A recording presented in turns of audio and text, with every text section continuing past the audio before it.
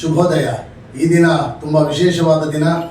ನಾವು ವೀಕ್ಷಣೆ ಮಾಡುವಂತಹ ಅಥವಾ ಸಂದರ್ಶನ ಮಾಡುವಂತಹ ವ್ಯಕ್ತಿ ಸ್ತ್ರೀ ಶಕ್ತಿ, ಮಹಾಶಕ್ತಿ ಅಂತ ಹೇಳ್ತೀವಲ್ಲ, ಅದೇ ರೀತಿಯಲ್ಲಿ ವೀಕ್ಷಕರೇ ಬೇರೆ ಯಾರ ಜೊತೆಯಲ್ಲೂ ಅಲ್ಲ, ನಿಮ್ಮೆಲ್ಲರ ಪ್ರೀತಿಯ ಗೀತಾ ಚಂದ್ರಶೇಖರ್ ಅವರ ಜೊತೆಯಲ್ಲಿ ನಿಮ್ಮ ಕತೆ ಗೀತಾ ಜೊತೆಯಲ್ಲಿ ಅತಿ ಶೀಘ್ರದಲ್ಲಿಯೇ ಸ್ತ್ರೀ ಶಕ್ತಿ, ಮಹಾಶಕ್ತಿ ನಿಮ್ಮ ಮುಂದೆ ಬರ್ತಾ ಇದ್ದಾರೆ. ವೇಟ್ ಮಾಡಿ ವೀಕ್ಷಕರೇ, ಅತಿ ಶೀಘ್ರದಲ್ಲಿಯೇ ನಿಮ್ಮ ಮುಂದೆ ಬರ್ತಾರೆ. ಜೈ ಹಿಂದ್, ವಂದೇ ಮಾತರಂ. ನಮಸ್ಕಾರ ವೀಕ್ಷಕರೇ, ನಾನು ನಿಮ್ಮ ಪ್ರೀತಿಯ ಗೀತಾ ಚಂದ್ರಶೇಖರ್ ಮಾಡುವ ನಮಸ್ಕಾರಗಳು. ಜಮ್ channel, reality channel, weekend news ಹಾಗೂ ಜನಧ್ವನಿಯ ಚಾನಲ್ಗೆ ಸ್ವಾಗತ ಕೋರುತ್ತಾ ನಿಮ್ಮೆಲ್ಲರ ಪ್ರೀತಿಯ ಗೆಳತಿ ಅಂದ್ರೆ ಶ್ರೀಮತಿ ವಂದನಾ ಶಾಸ್ತ್ರಿ ಅವರಿಗೆ ಸ್ವಾಗತ ಕೋರ್ತಾ ಇದ್ದೀನಿ. ಬನ್ನಿ ಮೇಡಮ್. ನಮಸ್ಕಾರ ಮೇಡಮ್. ನಮಸ್ತೆ. ನಮ್ಮ ಈ ಕಾರ್ಯಕ್ರಮ ನಿಮ್ಮ ಕತೆ ಗೀತಾ ಜೊತೆಗೆ ಸ್ವಾಗತ ಮಾಡ್ತಾ ನಿಮ್ಮ ಕಿರು ಪರಿಚಯವನ್ನು ತಿಳಿಸ್ಕೊಡಿ ಮೇಡಮ್. ನಮಸ್ಕಾರ ಎಲ್ಲರಿಗೂ ವೀಕ್ಷಕರಿಗೂ. ನನ್ನ ಹೆಸರು ವಂದನಾ ಶಾಸ್ತ್ರಿ ಅಂತ. ನಾನು ಕರೆಂಟ್ಲಿ ಈಗ ಪಾಶ್ ಟ್ರೈನರ್ ಆಗಿ ಬಿಹೇವಿಯರ್ ಸ್ಕಿಲ್ಸ್ ಮತ್ತೆ ಸಾಫ್ಟ್ ಸ್ಕಿಲ್ಸ್ ತರಬೇತಿದಾರಳಾಗಿ ಕೆಲಸ ಮಾಡ್ತಾ ಇದ್ದೀನಿ. ಸುಮಾರು 16 ವರ್ಷದಿಂದ ಕೆಲಸ ಮಾಡ್ತಾ ಇದ್ದೀನಿ ಮೇಡಮ್. ತಮ್ಮ ಊರು, ತಮ್ಮ ಅಪ್ಪ ಅಮ್ಮನ ಪರಿಚಯ? ನಾನು ಹುಟ್ಟಿದ್ದು ಉತ್ತರ ಕನ್ನಡ ಜಿಲ್ಲೆ ಕುಮಟಾ ಹತ್ರ ಒಂದು ಹಳ್ಳಿ. ಅಲ್ಲಿಂದ ವಿದ್ಯಾಭ್ಯಾಸಕ್ಕಾಗಿ ನಾವು ದಾವಣಗೆರೆಗೆ ಶಿಫ್ಟ್ ಆದ್ವಿ. ನಮ್ದು ತುಂಬು ಕುಟುಂಬ. ನಮ್ಮ ತಂದೆ ತಾಯಿ ಅವರೆಲ್ಲ, ಅವರ ಅಣ್ಣ ಅಂದ್ರ ಜೊತೆಗೆ 3-4 ಜನ ಒಟ್ಟಿಗೆ ಇದ್ದಿದ್ದು. ಸುಮಾರು 12-13 ಜನ ನಾವು ಒಟ್ಟಿಗೆ ಇದ್ದದ್ದು. ಚಿಕ್ಕಂದಿನಿಂದ ದಾವಣಗೆರೆಯಲ್ಲಿ ವಿದ್ಯಾಭ್ಯಾಸ ಆಯ್ತು. ಡಿಗ್ರಿ BSc DRM ಸೈನ್ಸ್ ಕಾಲೇಜಲ್ಲಿ ನಾನು ಮುಗಿಸ್ದೆ. ಅಲ್ಲಿಂದ 2001ರಲ್ಲಿ ನನ್ನ ಡಿಗ್ರಿ ಮುಗೀತು. ಅದಾದ್ಮೇಲೆ ಸಣ್ಣದಾಗಿ ನಾನು ಮೋಟಿವೇಶನಲ್ ಸ್ಪೀಕರ್ ಆಗಿ, ಅಂದ್ರೆ ಚಿಕ್ಕ ಚಿಕ್ಕ ಮಕ್ಕಳಿಗೆ, ಹೈಸ್ಕೂಲ್ ಮಕ್ಕಳಿಗೆ ನಾನು ಜೀವನದಲ್ಲಿ ಏನಾದ್ರೂ ಸಾಧಿಸಬಹುದು, ಅದು high school age is a right age ಅಂತ ಆ ಮಕ್ಕಳಿಗೆ ಮೋಟಿವೇಟ್ ಮಾಡ್ಲಿಕ್ಕೆ ಒಂದು ಸಣ್ಣ ಸಣ್ಣ ತರಬೇತಿಯನ್ನ ಮಾಡ್ಲಿಕ್ಕೆ ಶುರು ಮಾಡಿದೆ. ಅದು ತುಂಬಾ ಇಂಪ್ಯಾಕ್ಟ್ಫುಲ್ ಆಗಿ ಪರಿವರ್ತನೆಗೊಳ್ತು. ಪೇರೆಂಟ್ಸ್ ಎಲ್ಲ ಒಳ್ಳೆ ಫೀಡ್ಬ್ಯಾಕ್ ಕೊಡ್ಲಿಕ್ಕೆ ಶುರು ಮಾಡಿದ್ರು. ನಾನು ಆಕ್ಚುಲಿ ಸ್ಟಾರ್ಟ್ ಮಾಡಿದ್ದು ಮೈಂಡ್ ಮ್ಯಾಪ್ ಅಂತ ಸಬ್ಜೆಕ್ಟ್ ಇಂದ. ನೆನಪಿನ ಶಕ್ತಿ ಹೇಗೆ ಹೆಚ್ಚಿಸ್ಕೊಳ್ಳೋದು, ಮಕ್ಕಳಿಗೆ ಮೇನ್ ಚಾಲೆಂಜ್ ಬರೋದು ಅವರಿಗೆ ಕಾನ್ಸಂಟ್ರೇಷನ್ ಪ್ರಾಬ್ಲಮ್ ಸ್ಟಡೀಸ್ ಅಲ್ಲಿ. ಸೊ ಫೋಕಸ್ ಮಾಡಬೇಕು ಅಂದ್ರೆ, ಕಾನ್ಸಂಟ್ರೇಟ್ ಮಾಡ್ಬೇಕಂದ್ರೆ ಏನ್ ಮಾಡಬೇಕು ಅನ್ನುವಂತ ಒಂದು ಸೈಂಟಿಫಿಕ್ ಟೆಕ್ನಿಕ್ಸ್ ಇದೆ, ಸೈಂಟಿಫಿಕ್ ಅಪ್ರೋಚ್ ಇದೆ. But how did you get this idea? Like college days ಅಲ್ಲೇ ಬಂತ ಅಥವಾ ಯಾವ್ದೋ ನೋಡಿ ನೀವು ಮಾಡ್ಬೇಕು ಅಂತ ಪ್ರೇರಣೆ ಆಯ್ತಾ? ಅಂತಾರಾಷ್ಟ್ರೀಯ ಮಟ್ಟಕ್ಕೆ ನಾನು ಸೆಲೆಕ್ಟ್ ಆದಾಗ ಅಲ್ಲಿ ಇಂಗ್ಲೆಂಡಿನಲ್ಲಿ ಒಂದು ಅಂತಾರಾಷ್ಟ್ರೀಯ ಜಾಂಬೂರಿ ನಡೀತು. ಅದರಲ್ಲಿ luckily I was selected among 5 among Indians. 1999ರಲ್ಲಿ ಸೆಲೆಕ್ಟ್ ಆಗಿದ್ದೆ. ಸೊ ಅದು ಒಂದು ದೊಡ್ಡ ಇವೆಂಟ್ ಜಾಂಬೂರಿ ಅಂದ್ರೆ. ಅದರಲ್ಲೂ ಪ್ರೆಸಿಡೆಂಟ್ ಅವಾರ್ಡ್ ಆಗಿರೋರಿಗೆ ಅದು ದಟ್ ಬೇಸಿಕ್ ಕ್ರೈಟೀರಿಯಾ, ಅವಕಾಶ ಇರುತ್ತೆ. ಅದರಲ್ಲೂ ಬಹಳಷ್ಟು ಟೆಸ್ಟ್ಗಳು, ಎಕ್ಸಾಮ್ಸ್ ಇರುತ್ತೆ. ಅದನ್ನೆಲ್ಲ ಕ್ಲಿಯರ್ ಮಾಡ್ಕೊಳ್ಬೇಕು. ಅಡ್ವೆಂಚರಸ್ ಆಕ್ಟಿವಿಟೀಸ್ ಇರುತ್ತೆ. ಅವನ್ನೆಲ್ಲ ಕ್ಲಿಯರ್ ಮಾಡ್ಕೊಂಡ್ಮೇಲೆ ಆ ಒಂದು ಹಂತಕ್ಕೆ ತಲುಪ್ತೀವಿ. ಅದು ಲಂಡನ್ ಹತ್ರ ಲೇಸ್ಟರ್ ಅಂತ ಒಂದು ಊರು, ಅಲ್ಲಿಗೆ ಸೆಲೆಕ್ಟ್ ಆಗಿತ್ತು. ನಾನು ಮತ್ತೆ ಮಂಗಳೂರಿನ ಇನ್ನೊಬ್ಬ ಹುಡುಗಿ select ಆಗಿದ್ವಿ.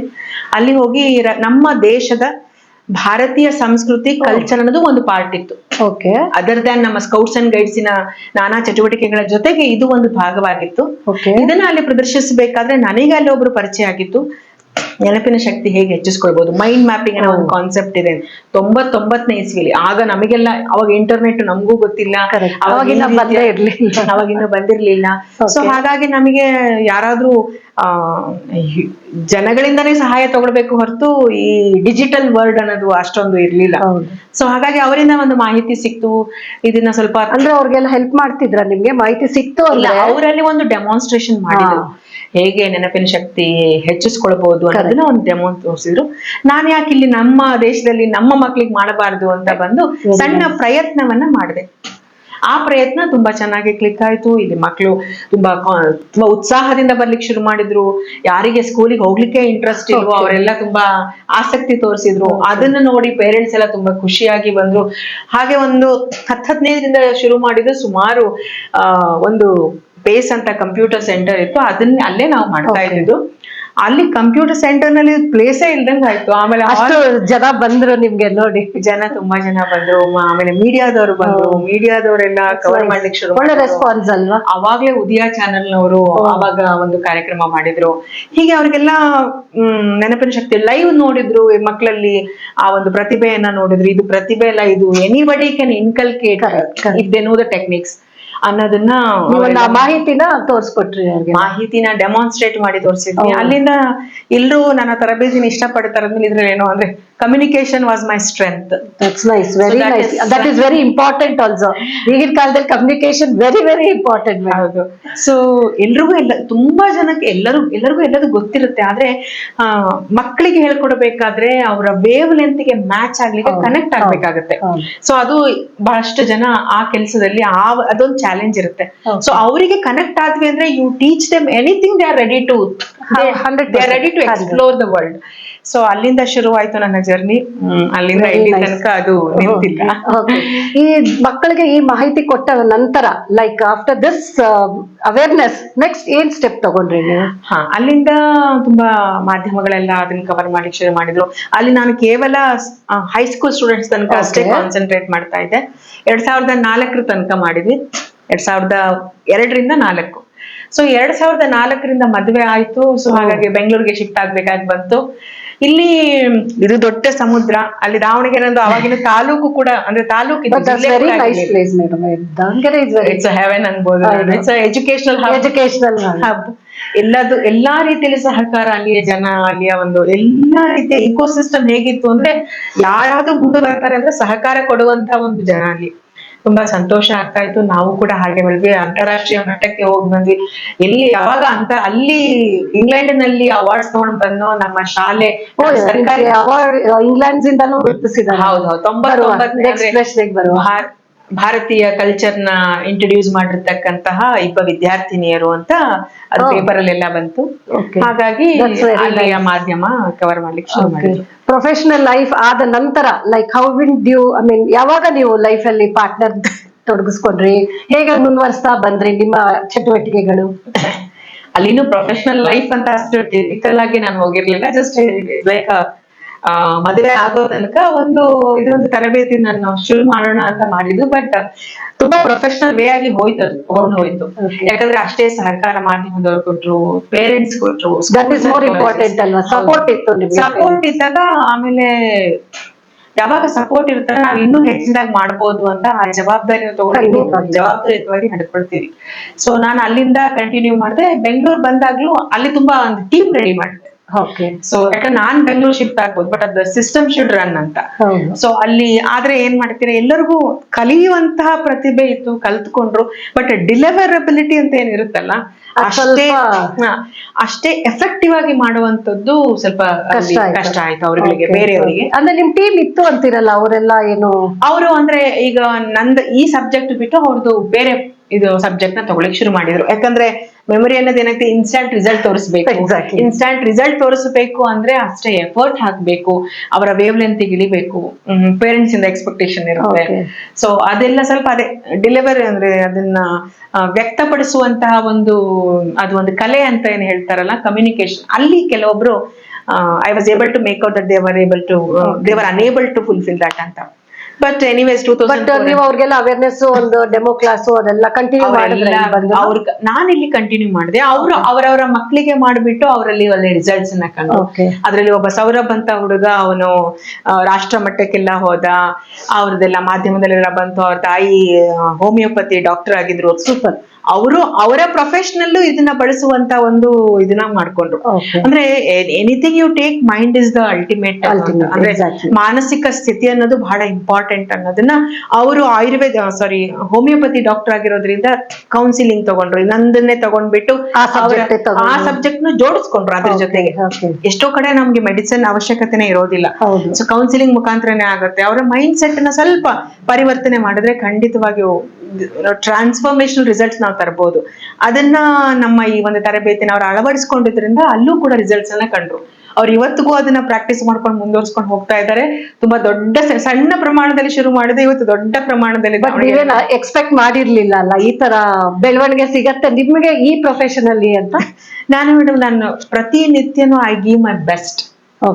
That is my policy. ಏನ್ ಕೆಲಸ ಮಾಡಿದ್ರು I involve myself to the core ಅಂತ ಹೇಳ್ಬೋದು. So end result I don't worry, I don't bother about it. But ಅದು ಎಫರ್ಟ್ ಅಷ್ಟು ಸಿನ್ಸಿಯರ್ ಮತ್ತೆ ಇನ್ವಾಲ್ವ್ಮೆಂಟ್ ಇರೋದ್ರಿಂದ ಏನೋ ಭಗವಂತ ಪ್ರತಿಯೊಂದೂ ಸಕ್ಸಸ್ಫುಲ್ ಆಗಿ ಕಂಪ್ಲೀಟ್ ಆಗುತ್ತೆ. Very nice, that's very nice. That is your simplicity ಅಂತ ಹೇಳ್ಬೋದು.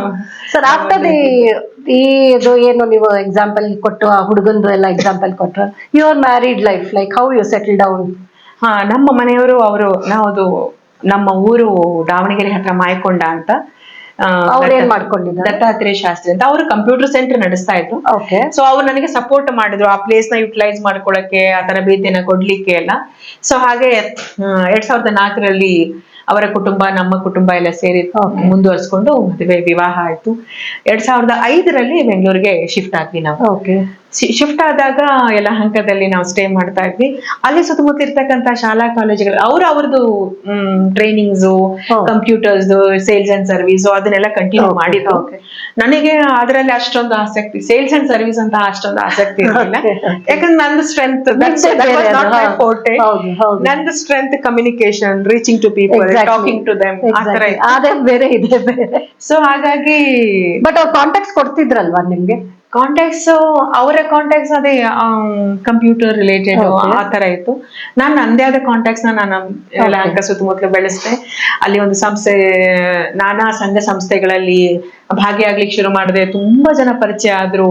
ಅಲ್ಲೂ ಕೂಡ ಬಹಳಷ್ಟು ಜನ ಮನೆಗೆ ಬಂದು ತರಬೇತಿಯನ್ನ ಪಡ್ಲಿಕ್ಕೆ ಶುರು ಮಾಡಿದ್ರು. ಅಲ್ಲೇ ಒಂದು ಹಾಸ್ಪಿಟಲ್ ಇತ್ತು. ಹಾಸ್ಪಿಟಲ್ ನರ್ಸ್ಗಳಿಗೆ ಒಂದು ಏನಂತಾರೆ ಅವೇರ್ನೆಸ್ ಟ್ರೈನಿಂಗ್ ಕೊಟ್ಟಿದ್ವಿ. ಅವಾಗೇನು ಪಾಶ್ ಅಂತ ಬಂದಿರಲಿಲ್ಲ, ಬಟ್ ಓವರ್ ಆಲ್ ಡೆವಲಪ್ಮೆಂಟ್ ಬಗ್ಗೆ, ಕಮ್ಯುನಿಕೇಶನ್ ಸ್ಕಿಲ್ಸ್, ಎಟಿಕೆಟ್ಸ್ ಬಗ್ಗೆ. ಸೊ ಮೇನ್ಲಿ ನೀವು you are into communication skill, soft skills overall. It comes under one umbrella. Soft skill, behaviour skills ಅದೆಲ್ಲ ಒಂದು ಪಾರ್ಟ್. ಅದು ಈಗಿನ ಕಾಲಕ್ಕೆ ಬೇಕು madam. Communication skill is very very important. ಮಕ್ಕಳಿಗಂತೂ, ಆಮೇಲೆ ಮಕ್ಕಳು ಅಂತಾನೆ ಅಲ್ಲ, even college students and elder people need that communication skill. Specially ನಾನು ಗಮನಿಸಿದ್ದು ಈಗಿನ ಕಾಲೇಜ್ ಸ್ಟೂಡೆಂಟ್ಸ್ ತುಂಬಾ ಚೆನ್ನಾಗಿ ಪರ್ಫಾರ್ಮ್ ಮಾಡ್ತಾರೆ, ಚೆನ್ನಾಗಿ ಓದ್ತಾರೆ, ಅಕಾಡೆಮಿಕಲಿ ದೇ ಆರ್ ಪಾರ್ ಅಂತ ಹೇಳ್ಬೋದು. ತುಂಬಾ ಚೆನ್ನಾಗಿ ಸ್ಕೋರ್ ಮಾಡಿದ್ದಾರೆ. ಬಟ್ ಅದೇ ಇಂಟರ್ವ್ಯೂಸ್ ಬಂದಾಗ, ಸೆಲೆಕ್ಷನ್ ಪ್ರೊಸೆಸ್ ಬಂದಾಗ, tell me about your self, introduce me ಅಂದ್ರೆ 1-2 ಸೆಂಟೆನ್ಸ್ ಹೇಳಿ ಸ್ಟಾಪ್ ಆಗ್ಬಿಡ್ತಾರೆ. ಅವ್ರ ಅಪ್ಪ ಅಮ್ಮನ ಬಗ್ಗೆ ಹೇಳ್ತಾರೆ, ಅವ್ರ ಬಗ್ಗೆ ಹೇಳ್ತಾರೆ ಅಷ್ಟೇ. ಅವ್ರು ಏನ್ ಓದಿದ್ದಾರೆ ಅಂತ ಹೇಳ್ತಾರೆ ಹೊರತು ಅವ್ರದ್ದು ಸ್ಟ್ರೆಂತ್ ಏನು, how they can contribute to the society, how they want to build up their career, how they want to explore themselves, ಇದು ಯಾವುದು ಬ್ರಾಡ್ ಆಗಿ ಒಂದು ಥಾಟ್ ಪ್ರೊಸೆಸ್ ಇಲ್ಲ. ಫಸ್ಟ್ ಆಫ್ ಆಲ್, ಒಂದ್ ವೇಳೆ ಕೆಲವರಿಗೆ ಥಾಟ್ ಇದ್ರು, ಹೌ ಟು ಎಕ್ಸ್ಪ್ರೆಸ್ ದೆಮ್ಸೆಲ್ಸ್ ಅನ್ನೋದು ಇಲ್ಲ.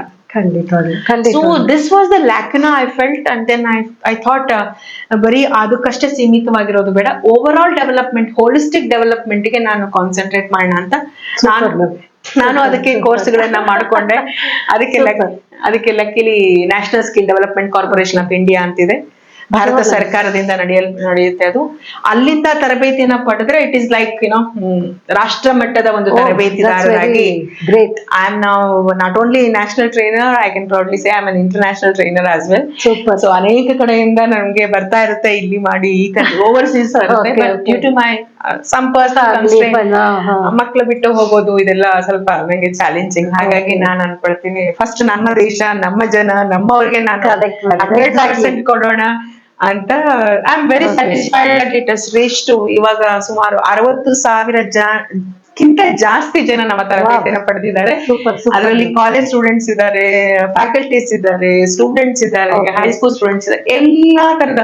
ಅದರಲ್ಲೂ ವಿಶೇಷವಾಗಿ ಹೇಳ್ಬೇಕಂದ್ರೆ 9,000 ಸ್ವಸಹಾಯ ಸಂಘದ ಸೆಲ್ಫ್ ಹೆಲ್ಪ್ ಗ್ರೂಪ್ ಅಂತ ಏನ್ ಹೇಳ್ತೀವಲ್ಲ, SHG ಗ್ರೂಪ್, ಆ ಒಂದು ಅಂದ್ರೆ ಕರ್ನಾಟಕ ಸರ್ಕಾರದ ಸಿಡಾಕ್ ಅಂತ ಒಂದು ಇದು ಇದೆ, organisation, centre for entrepreneurs development corporation Karnataka ಅಂತ. ಮಹಿಳೆಯರು ಸ್ವಾವಲಂಬಿಗಳಾಗಬೇಕು ಅನ್ನೋದು ಉದ್ದೇಶ. ಈ ಒಂದು ಉದ್ದೇಶ ಚೆನ್ನಾಗಿದೆ. ಮಹಿಳೆಯರು ಹೇಗೆ ಉಪಯೋಗಿಸ್ಕೊಳ್ಳೋದು, ಮಹಿಳೆಯರಿಗೆ ತುಂಬಾ ಟ್ಯಾಲೆಂಟ್ ಇದೆ. ಅದು ನಿಮ್ಗೆ ಗೊತ್ತಿರಬಹುದು. ಈಗ ಹುಳಿ ಮಾಡೋದು, ಎಷ್ಟೋ ಪ್ರಾಡಕ್ಟ್ಸ್ ಬಹಳಷ್ಟು ಡಿಮ್ಯಾಂಡ್ ಇದೆ. ನಮ್ಮ ದೇಶದಲ್ಲೂ ಇದೆ, ಹೊರ ದೇಶದಲ್ಲೂ ಇದೆ, ನಗರಗಳಲ್ಲಿ ಇದೆ, ಹಳ್ಳಿಗಳಲ್ಲೂ ಕೂಡ ಈಗ ಎಲ್ಲಾ ಕಡೆ ಇದೆ. ಸೊ ಅದು ಇದೆ. ಆದ್ರೆ ಅವರಿಗೂ ಮತ್ತೆ ಸರ್ಕಾರ ಸ್ಕೀಮ್ಸ್ ಇದೆ, ತುಂಬಾ ಸ್ಕೀಮ್ಸ್ ಇದೆ. ಬಗ್ಗೆ ಮಾಹಿತಿ ಗೊತ್ತಿರಲ್ಲ ಅವ್ರಿಗೆ. ಇಲ್ಲ, ಮಾಹಿತಿನೂ ಗೊತ್ತಿದೆ, ಆದ್ರೆ ಹೇಗೆ ಅಪ್ರೋಚ್ ಮಾಡಿ ಅದನ್ನ ಬಳಸ್ಕೊಳ್ಬೇಕು ಅಂತಕ್ಕಂಥ ವಿಧಾನ ಗೊತ್ತಿಲ್ಲ. ಸ್ಕೀಮ್ಸ್ ಇದೆ ಅಂತ ಗೊತ್ತೆ ಎಷ್ಟೋ ಜನಕ್ಕೆ, ಆದ್ರೆ ಯಾರನ್ನ ಟಚ್ ಮಾಡಿದ್ರೆ, ಯಾರ ಮುಖಾಂತರ ಹೋದ್ರೆ ನಮಗೆ ಈ ಕೆಲಸ ಆಗುತ್ತೆ ಅಂತ ಗೊತ್ತಿಲ್ಲ. ಸೊ ನಮ್ಮದೊಂದು ಸಿಡಾಕ್ ಇಂದ ಮತ್ತೆ BBMP ಯ ಸಹಾಯದಿಂದ ನನ್ನನ್ನ ತರಬೇತಿದಾರ ಆಫೀಸರ್ ಆಗಿ ರಿಸೋರ್ಸ್ ಪರ್ಸನ್ ಆಗಿ ತಗೊಂಡ್ರು. Super so ಲಕಿಲಿ Bangalore south zone ಅನ್ನ ನನಗೆ ವಹಿಸಿಕೊಟ್ರು. ಆ ಸೌತ್ ಝೋನ್ ಅಲ್ಲಿ 9,000 ಮಹಿಳೆಯರಿಗೆ ತರಬೇತಿಯನ್ನು ಕೊಟ್ಟೆ. ನಂದು ಕೆಲಸ ಕೆಪಾಸಿಟಿ ಬಿಲ್ಡಿಂಗ್. ಅಂದ್ರೆ ಅಡುಗೆ ಮನೆಯಿಂದ ನೀವು ಹೊರಗೆ ಬಂದು ಏನಾದ್ರೂ ಮಾಡಬಹುದು. ಈಗ ಲಿಜ್ಜತ್ ಪಾಪಡ್ ಉದಾಹರಣೆ ತಗೊಳ್ಬಹುದು. ಕೋಟಿಗಟ್ಲೆ ಅವರು 6 ಮಹಿಳೆಯರು ಸೇರಿ ಮಾಡಿರ್ತಕ್ಕಂಥದ್ದು ಇವತ್ತು ವಿಶ್ವದಾದ್ಯಂತ ಅದು ಆ ಲಿಜ್ಜತ್ ಪಾಪಡ್ ಅಂದ್ರೆ ಇಡೀ ಪ್ರಪಂಚಕ್ಕೆ ಗೊತ್ತು. ಆಮೇಲೆ ಆ ಮಹಿಳೆಯರು ಹೇಗೆ ಒಕ್ಕೂಟವನ್ನ ಶುರು ಮಾಡಿ ಮಹಿಳೆಯರು ಅವರವರೇ ಶುರು ಮಾಡ್ಕೊಂಡು ಗಂಡಂದ್ರ ಸಹಾಯ ಇಲ್ಲದೆ ಫೈನಾನ್ಷಿಯಲ್ ಅದು ಇಂಪಾರ್ಟೆಂಟ್ ಮೇಡಮ್. ಇಂಡಿಪೆಂಡೆಂಟ್ ತನ್ನ ಬದುಕು ತನ್ನ ಕಾಲ ಮೇಲೆ ನಿಂತ್ಕೊಂಡು ಮಾಡ್ಬೇಕು. ಸೊ ಎಲ್ಲರಿಗೂ ಅದು ಛಲ ಇದೆ. ಆದ್ರೆ ಏನಂದ್ರೆ ಒಂದು ಫೋಬಿಯಾ, ಎಲ್ಲಿ ನಾವು ಬಿಸ್ನೆಸ್ ಅಲ್ಲಿ ಲಾಸ್ ಆದ್ರೆ ಏನ್ ಮಾಡೋದು, ಹಣ ಕಳ್ಕೊಂಡ್ರೆ ಏನ್ ಮಾಡೋದು, ಬ್ಯಾಂಕಿನ ಲೋನ್ ತಗೊಂಡು ತೀರ್ಸ್ಲಿಕ್ಕೆ ಆಗದೆ ಇದ್ರೆ ಹೇಗಪ್ಪ ಮಾಡೋದು ಅಂತ ಇವೆಲ್ಲ ಫೋಬಿಯಾ ಬರುತ್ತೆ. ಬಟ್ ಅದಕ್ಕೆ ನಾವಿದೀವಿ, ಸರ್ಕಾರ ಇದೆ, ಬ್ಯಾಂಕ್ಗಳಿದೆ, ಮುದ್ರಾ ಲೋನ್ ಇದೆ, ಬಹಳಷ್ಟು ಸ್ಕೀಮ್ಸ್ ಇದೆ, ನಿಮಗೆ ಏನೂ ತೊಂದರೆ ಇಲ್ಲ, ನೀವು ಖಂಡಿತವಾಗಿ ಮುಂದುವರಿಸಿ ನಾವಿದ್ದೀವಿ ಅಂತ ಅವ್ರಿಗೆ ಕೆಪಾಸಿಟಿ ಬಿಲ್ಡಿಂಗ್ ಮಾಡ್ಬೇಕಾಗುತ್ತೆ. ಸೊ ಆ ಕೆಪಾಸಿಟಿ ಬಿಲ್ಡಿಂಗ್ ಟ್ರೈನಿಂಗ್ ನಾನು ತೊಗೊಳ್ಳಿಕ್ಕೆ ಶುರು ಮಾಡಿದೆ. ಹಾಗಾಗಿ ಅವರು ಎಲ್ಲಿಂದ ಇಲ್ಲಿ scouts and guides women entrepreneur ನಿಮ್ಮ ಸೊಸೈಟಿ ಸೇವೆ ಮಾಡ್ಕೊಂಡು ಇಲ್ಲಿ ತನಕ ಬಂದಿದ್ದೀರಾ. ಇನ್ನ ಒಂದ್ ಪ್ರಶ್ನೆ ಬಾಕಿ ಇದೆ, ಇಂಪಾರ್ಟೆಂಟ್ ಪ್ರಶ್ನೆ. ಏನಪ್ಪಾ ಅಂದ್ರೆ BMTC ಬಸ್ ಡ್ರೈವರ್ಸ್ ಆಗ್ಲಿ, ಕಂಡಕ್ಟರ್ಸ್ ಆಗ್ಲಿ ತಾವಿಂದ ಒಳ್ಳೆ ಮಾಹಿತಿ ಕೊಟ್ಟು ಇವತ್ತಿನ ದಿವಸ ನಿಮ್ಮ ಹೆಸರು ಹೇಳ್ಕೊಂಡು ಅವರು ಜೀವನ ಮಾಡ್ತಿದ್ದೀರಾ ಅಂತ ಕೇಳ್ಪಟ್ಟೆ. ಅದ್ರ ಬಗ್ಗೆ ಒಂದೆರಡು ಮಾಹಿತಿಗೂ ಕೊಡಿ ಮೇಡಮ್. ಖಂಡಿತ. 2019 ಅಂದ್ರೆ ಕೋವಿಡ್ ಟೈಮ್ ಇತ್ತು. ನಾನು BPAC ಅಂತ ಒಂದು ಸಂಸ್ಥೆ ಇದೆ, ಬ್ಯಾಂಗ್ಳೂರ್ ಪೊಲಿಟಿಕಲ್ ಆಕ್ಷನ್ ಕಮಿಟಿ ಅಂತ. ಆ ಸಂಸ್ಥೆ ಸಿವಿಕ್ ಲೀಡರ್ಸ್ ನ ತಯಾರು ಮಾಡ್ತಾರೆ. ಸಿವಿಕ್ ಗವರ್ನೆನ್ಸ್ ಹೇಗಿರ್ಬೇಕು ಅನ್ನೋದ್ರ ಬಗ್ಗೆ ಅವೇರ್ನೆಸ್ ತರಬೇತಿಯನ್ನು ಕೊಡ್ತಾರೆ. ಅದು ಸುಮಾರು 6 ತಿಂಗಳ ಟ್ರೈನಿಂಗ್ ನಡೆಯುತ್ತೆ. ನಾನು ಆ ಟ್ರೈನಿಂಗ್, ಅದು ಒಂದು ಕೋರ್ಸ್, ಅದು ಒಂದು ಕೋರ್ಸ್ ಮೊನ್ನೆ ತಾನೇ ಈಗ 15 ದಿನದ ಕೆಳಗಡೆ ಗ್ರಾಜುಯೇಷನ್ ಕೂಡ ಮಾಡಿದ್ರು. ಡಾಕ್ಟರ್ ಕಿರಣ್ ಮಜುಮ್ದಾರ್ ಶಾ ಈ ಒಂದು ಸಂಸ್ಥೆಯನ್ನು ಹುಟ್ಟು ಹಾಕಿದವರು. ಲಕಿಲಿ ಶಿ ಎನ್ಕರೇಜ್ಡ್ ಅಸ್. ನಮ್ಮಲ್ಲಿರ್ತಕ್ಕಂತ ಒಂದು ಸ್ಕಿಲ್ಸ್ ಅನ್ನ ರೆಕ್ಟಿಫೈ ಅಂದ್ರೆ ಐಡೆಂಟಿಫೈ ಮಾಡಿದ್ರು. ನಮ್ಮಲ್ಲಿ ಒಂದು 5-6 ಜನ ತರಬೇತಿದಾರರು ಇದ್ದೀವಿ. ನಮ್ಮನ್ನ ಸೇರಿಸ್ಕೊಂಡು ಅಲ್ಲಿ ಜೋಡಿಸ್ಕೊಂಡು ಔಟ್ಸೋರ್ಸ್ ಮಾಡಿದ್ರು. BMTC ಅವರಿಗೆ ಬೇಕಿತ್ತು. ನಿರ್ಭಯ ಕೇಸ್ ಆದ್ಮೇಲೆ ಮಹಿಳೆಯರಿಗೆ, ಅದರಲ್ಲೂ ಮಹಿಳಾ ಪ್ರಯಾಣಿಕರಿಗೆ ಪಬ್ಲಿಕ್ ಸ್ಪೇಸ್ ಅಲ್ಲಿ ಒಂದು ಸೇಫ್ಟಿ ಕೊಡುವ ವಿಚಾರದಲ್ಲಿ ಈ ಒಂದು ಆಕ್ಟ್ ತಂದ್ರು. ಅದಕ್ಕೆ ನಾವಲ್ಲಿ ಜೆಂಡರ್ ಸೆನ್ಸಿಟೈಸೇಷನ್ ಪ್ರೋಗ್ರಾಮ್ ಅಂತ, ಲಿಂಗ ಸಂವೇದನಾ ಕಾರ್ಯಕ್ರಮ ಯಾರಿಗೆ ಬೇಕಾದ್ರೆ ಮಾಡ್ಬೋದು. ಈ ಒಂದು ಡ್ರೈವರ್ಸ್ ಕಮ್ಯುನಿಟಿ ಅಂತ ಏನ್ ಹೇಳ್ತಾರಲ್ಲ, ಅವರಿಗೆ ನಮಗೆಲ್ಲ 8 ತಾಸು 9-10 ತಾಸು ಇದಾದ್ರೆ ಅವರಿಗೆ ತುಂಬಾ ಓವರ್ಲೋಡೆಡ್ ವರ್ಕ್ ಇರುತ್ತೆ, ವರ್ಕ್ ಪ್ರೆಷರ್ ಇರುತ್ತೆ, ಟೆನ್ಷನ್ ಇರುತ್ತೆ. ಅವ್ರು ಯಾಕಂದ್ರೆ ಅವರ ಪ್ರಾಣ ಅಲ್ಲದೆ ಪ್ರಯಾಣಿಕರ ಪ್ರಾಣನೂ ಅವ್ರ ಕೈಯಲ್ಲಿ ಇರುತ್ತೆ. ಮೆಂಟಲಿ ತುಂಬಾ ಅವರು ಡಿಸ್ಟರ್ಬ್ ಆಗಿರ್ತಾರೆ, ಸ್ಟ್ರೆಸ್ ಇರುತ್ತೆ. ಸೊ ಅವರಿಗೆ ಡಿಸ್ಟ್ರೆಸ್ ಮಾಡ್ಬೇಕು. ಇಂತಹ ಘಟನೆಗಳು ಪಬ್ಲಿಕ್ ಪ್ಲೇಸ್ ಅಲ್ಲಿ ನಡೆಯಬಾರ್ದು. ಮಹಿಳೆಯರು, ಅದರಲ್ಲೂ ಪ್ರಯಾಣಿಕರು ಅಂದ್ರೆ ಸೇಫ್ ಆಗಿ ಟ್ರಾವೆಲ್ ಮಾಡ್ಬೇಕು ಅನ್ನೋ ಉದ್ದೇಶದಿಂದ ಈ ಒಂದು ಸ್ಕೀಮ್ ತಂದಿದ್ರು. ಈಗಲೂ ನಡೀತಾ ಇದೆ. ಸೊ ಸುಮಾರು 19,000 ಡ್ರೈವರ್ಸ್ ಮತ್ತೆ ಕಂಡಕ್ಟರ್ಸ್ಗೆ ನಾವು ಈ ತರಬೇತಿಯನ್ನ ಕೊಟ್ವಿ. ಏನದು, ಯಾವ ತರ ಸ್ಕೀಮ್ ಅದು? ಅದು ಸ್ಕೀಮ್ ಅನ್ನೋದಕ್ಕಿಂತ ಸರ್ಕಾರದ್ದು ಒಂದು ಲಿಂಗ ಸಂವೇದನಾ ಕಾರ್ಯಕ್ರಮ. It's an program, it's a project. ಎಲ್ಲರಿಗೂ ಅವೇರ್ನೆಸ್ ಗೊತ್ತಿರಬೇಕು. ಡೂಸ್ ಅಂಡ್ ಡೋಂಟ್ಸ್, ಯಾವ ರೀತಿ ನಾವು ವರ್ತಿಸಬೇಕು, ಏನೇನು ಕಾನೂನು ಏನು ಹೇಳುತ್ತೆ. ಸೊ ಡೀಪ್ ಆಗಿ ಅಲ್ಲ, ಅವರಿಗೆ ಅವರ ಒಂದು ಕೆಲಸಕ್ಕೆ ಬೇಕಾಗಿರ್ತಕ್ಕಂತ ಒಂದು ವಿಚಾರವಾಗಿ ಸೇಫ್ಟಿ, ಪ್ರಯಾಣಿಕರು ಪ್ರಯಾಣ ಮಾಡ್ಬೇಕಾದ್ರೆ ಅವರ ಡೆಸ್ಟಿನೇಷನ್ ತಲುಪೋ ತನಕ ಅವರ ಒಂದು ಸೇಫ್ಟಿ ಯಾರ ಹೊಣೆಯಾಗಿರುತ್ತೆ? ಸಂಸ್ಥೆಯ ಹೊಣೆಯಾಗಿರುತ್ತೆ. ಖಂಡಿತ ಅಲ್ವಾ? ಸೊ ಸಂಸ್ಥೆನ ರೆಪ್ರೆಸೆಂಟ್ ಮಾಡ್ತಕ್ಕಂಥವ್ರು ಡ್ರೈವರ್ಸ್ ಮತ್ತೆ ಕಂಡಕ್ಟರ್ಸ್. ಸೊ ಅವರಿಬ್ರು ಸೇಫ್ ಆಗಿರ್ಬೇಕು, ಅವರಿಬ್ರು ಆ ಒಂದು ಜವಾಬ್ದಾರಿ ತಗೊಳ್ಬೇಕು, ಸಂಸ್ಥೆ ಜವಾಬ್ದಾರಿ ತಗೋಬೇಕು. ಹಾಗಾಗಿ ನಾವು ಅವರಿಗೆ ಲಿಂಗ ಸಂವೇದನೆ, ಮಹಿಳೆಯರು ಮತ್ತೆ ಪುರುಷರಲ್ಲಿ ಈಗ ಕೆಲವೊಂದು ಸೀಟ್ಗಳನ್ನ ಮಹಿಳೆಯರಿಗೋಸ್ಕರ ವಹಿಸ್ಕೊಂಡಿದ್ದಾರೆ. ಬಟ್ ಏನಾಗುತ್ತೆ, ರಶ್ ಅಲ್ಲಿ, ಪೀಕ್ ಅವರ್ಸ್ ಅಲ್ಲಿ ಕೆಲವೊಬ್ರು ಪುರುಷರು ಹೇಳೋದಿಲ್ಲ, ಜಗಳಕ್ಕೆ ಬಂದ್ಬಿಡ್ತಾರೆ. ಅವ್ರಿಗೆ ಯೋಚನೆ ಇಲ್ಲ ಅಂದ್ರೆ ನೀವ್ಯಾಕ್ರೆ ಅಷ್ಟೊಂದು ತಲೆ ಕೆಡಿಸ್ಕೊಳ್ತೀರಾ ಅಂತಾರೆ. ಆಮೇಲೆ ಬಂದು ಕಂಡಕ್ಟರ್ ಹೇಳ್ಬೇಕು. ಕೆಲವೊಬ್ರು ಏನಾಗಿರ್ತಾರೆ ಅಂದ್ರೆ ಹೇಳಿದ್ರು ಕೇಳೋರು ಇರಲ್ಲ. ಮಹಿಳೆಯರು ಏನ್ ಮಾಡ್ತಾರೆ, ಇರ್ಲಿ ಬಿಡಿ ಪರವಾಗಿಲ್ಲ, ಯಾಕೆ ಜಗಳ ಆಡೋದು ಅಂತ ಅವರೇ ಸುಮ್ನಾಗ್ಬಿಡ್ತಾರೆ. ಆದ್ರೆ ಅದು ಏನಾಗ್ಬಿಡ್ತಾರೆ, ಭಯಕ್ಕೆ ಅವ್ರು ಹೇಳಿರ್ತಾರೆ, ನಮಗೇನಕ್ಕಪ್ಪ, ನಮಗೇನಾದ್ರೂ ತೊಂದರೆ ಮಾಡಿದ್ರೆ ಅವರು ಅಂತ ಅರ್ಥದಲ್ಲಿ. ಬಟ್ ನಮಗೆ ಕಾನೂನು ಈ ತರ ಇದೆ, ನಿಮಗೋಸ್ಕರ ಇದು ಸೀಮಿತವಾಗಿದೆ, ನೀವು ಬಳಸ್ಕೊಳ್ಳಿ ಅಂತ ಹೇಳಲಿಕ್ಕೆ ಅಷ್ಟು ಟೈಮ್ ಇರೋದಿಲ್ಲ ಕಂಡಕ್ಟರ್ ಆಗ್ಲಿ ಡ್ರೈವರ್ ಆಗ್ಲಿ. ಆದ್ರೆ ಅದನ್ನ ಸೇಫ್ಟಿ ತರಲೇಬೇಕು. ಅದರಲ್ಲೂ ನಿರ್ಭಯ ಅಂತ ಕೇಸ್ ಆದ್ಮೇಲೆ ನಮ್ಗೆಲ್ಲ ಗೊತ್ತಿರೋದು, ಸುತ್ತಮುತ್ತ ಇವತ್ತು ಎಂತೆಂತ ಘಟನೆಗಳು ನಡೀತಾ ಇದೆ ಅಂದ್ರೆ ಇದ್ರ ಬಗ್ಗೆ ಎಷ್ಟು ಅವೇರ್ನೆಸ್ ಕೊಟ್ಟರು ಸಾಲದು. ಆದ್ರೆ ಅವೇರ್ನೆಸ್ ಜೊತೆಗೆ ಏನು ಅಂದ್ರೆ ಒಂದು ಕಾನೂನು ಸ್ಟ್ರಿಕ್ಟ್ ಆಗಿದೆ ಆಗಿದೆ ಅಂತ ಗೊತ್ತಾದಾಗ ನಮ್ಮ ಪಬ್ಲಿಕ್ ಸ್ವಲ್ಪ ಎಚ್ಚೆತ್ಕೊಳ್ತಾರೆ ಅಂತ ನಾನ್ ಭಾವಿಸಿದೆ. ಇಲ್ಲ ಅವೇರ್ನೆಸ್ ಕೊಡ್ತಾರೆ, ಒಂದ್ ಕಡೆ ಕೇಳ್ತಾರೆ, ಇನ್ನೊಂದ್ ಕಡೆ ಬಿಟ್ಟು ಹಾಕ್ಬಿಡ್ತಾರೆ. ಆದ್ರೆ ಯಾವಾಗ ನಾವು ತಪ್ಪು ಮಾಡಿದ್ರೆ ನಾವು ಕಾನೂನು ದೃಷ್ಟಿನಲ್ಲಿ ಅಪರಾಧಿಗಳಾಗ್ತೀವಿ, ನಮಗೆ ಶಿಕ್ಷೆ ಆಗುತ್ತೆ ಅಂತ ಭಯ ಯಾವಾಗ ಬರುತ್ತಲ್ಲ ಅವಾಗ ಖಂಡಿತವಾಗಿ ಅವರು ಎಚ್ಚೆತ್ಕೊಳ್ತಾರೆ. ಆಮೇಲೆ ಬಿಹೇವಿಯರಲ್ ಆಸ್ಪೆಕ್ಟ್ ನ ಸ್ವಲ್ಪ ಕರೆಕ್ಟ್ ಮಾಡ್ತಾರೆ. ಸೊ ಸಿಂಗ್ಯುಲರ್ ಆಗಿ ಮಾತಾಡೋದು, ವಲ್ಗರ್ ಆಗಿ ಮಾತಾಡೋದು, ಸ್ಲ್ಯಾಂಗ್ ಲ್ಯಾಂಗ್ವೇಜ್ ಯೂಸ್ ಮಾಡೋದು, ಇದೆಲ್ಲ ತುಂಬಾ ಕಂಪ್ಲೇಂಟ್ಸ್ ಬರ್ತಾ ಇತ್ತು ನಮಗೆ.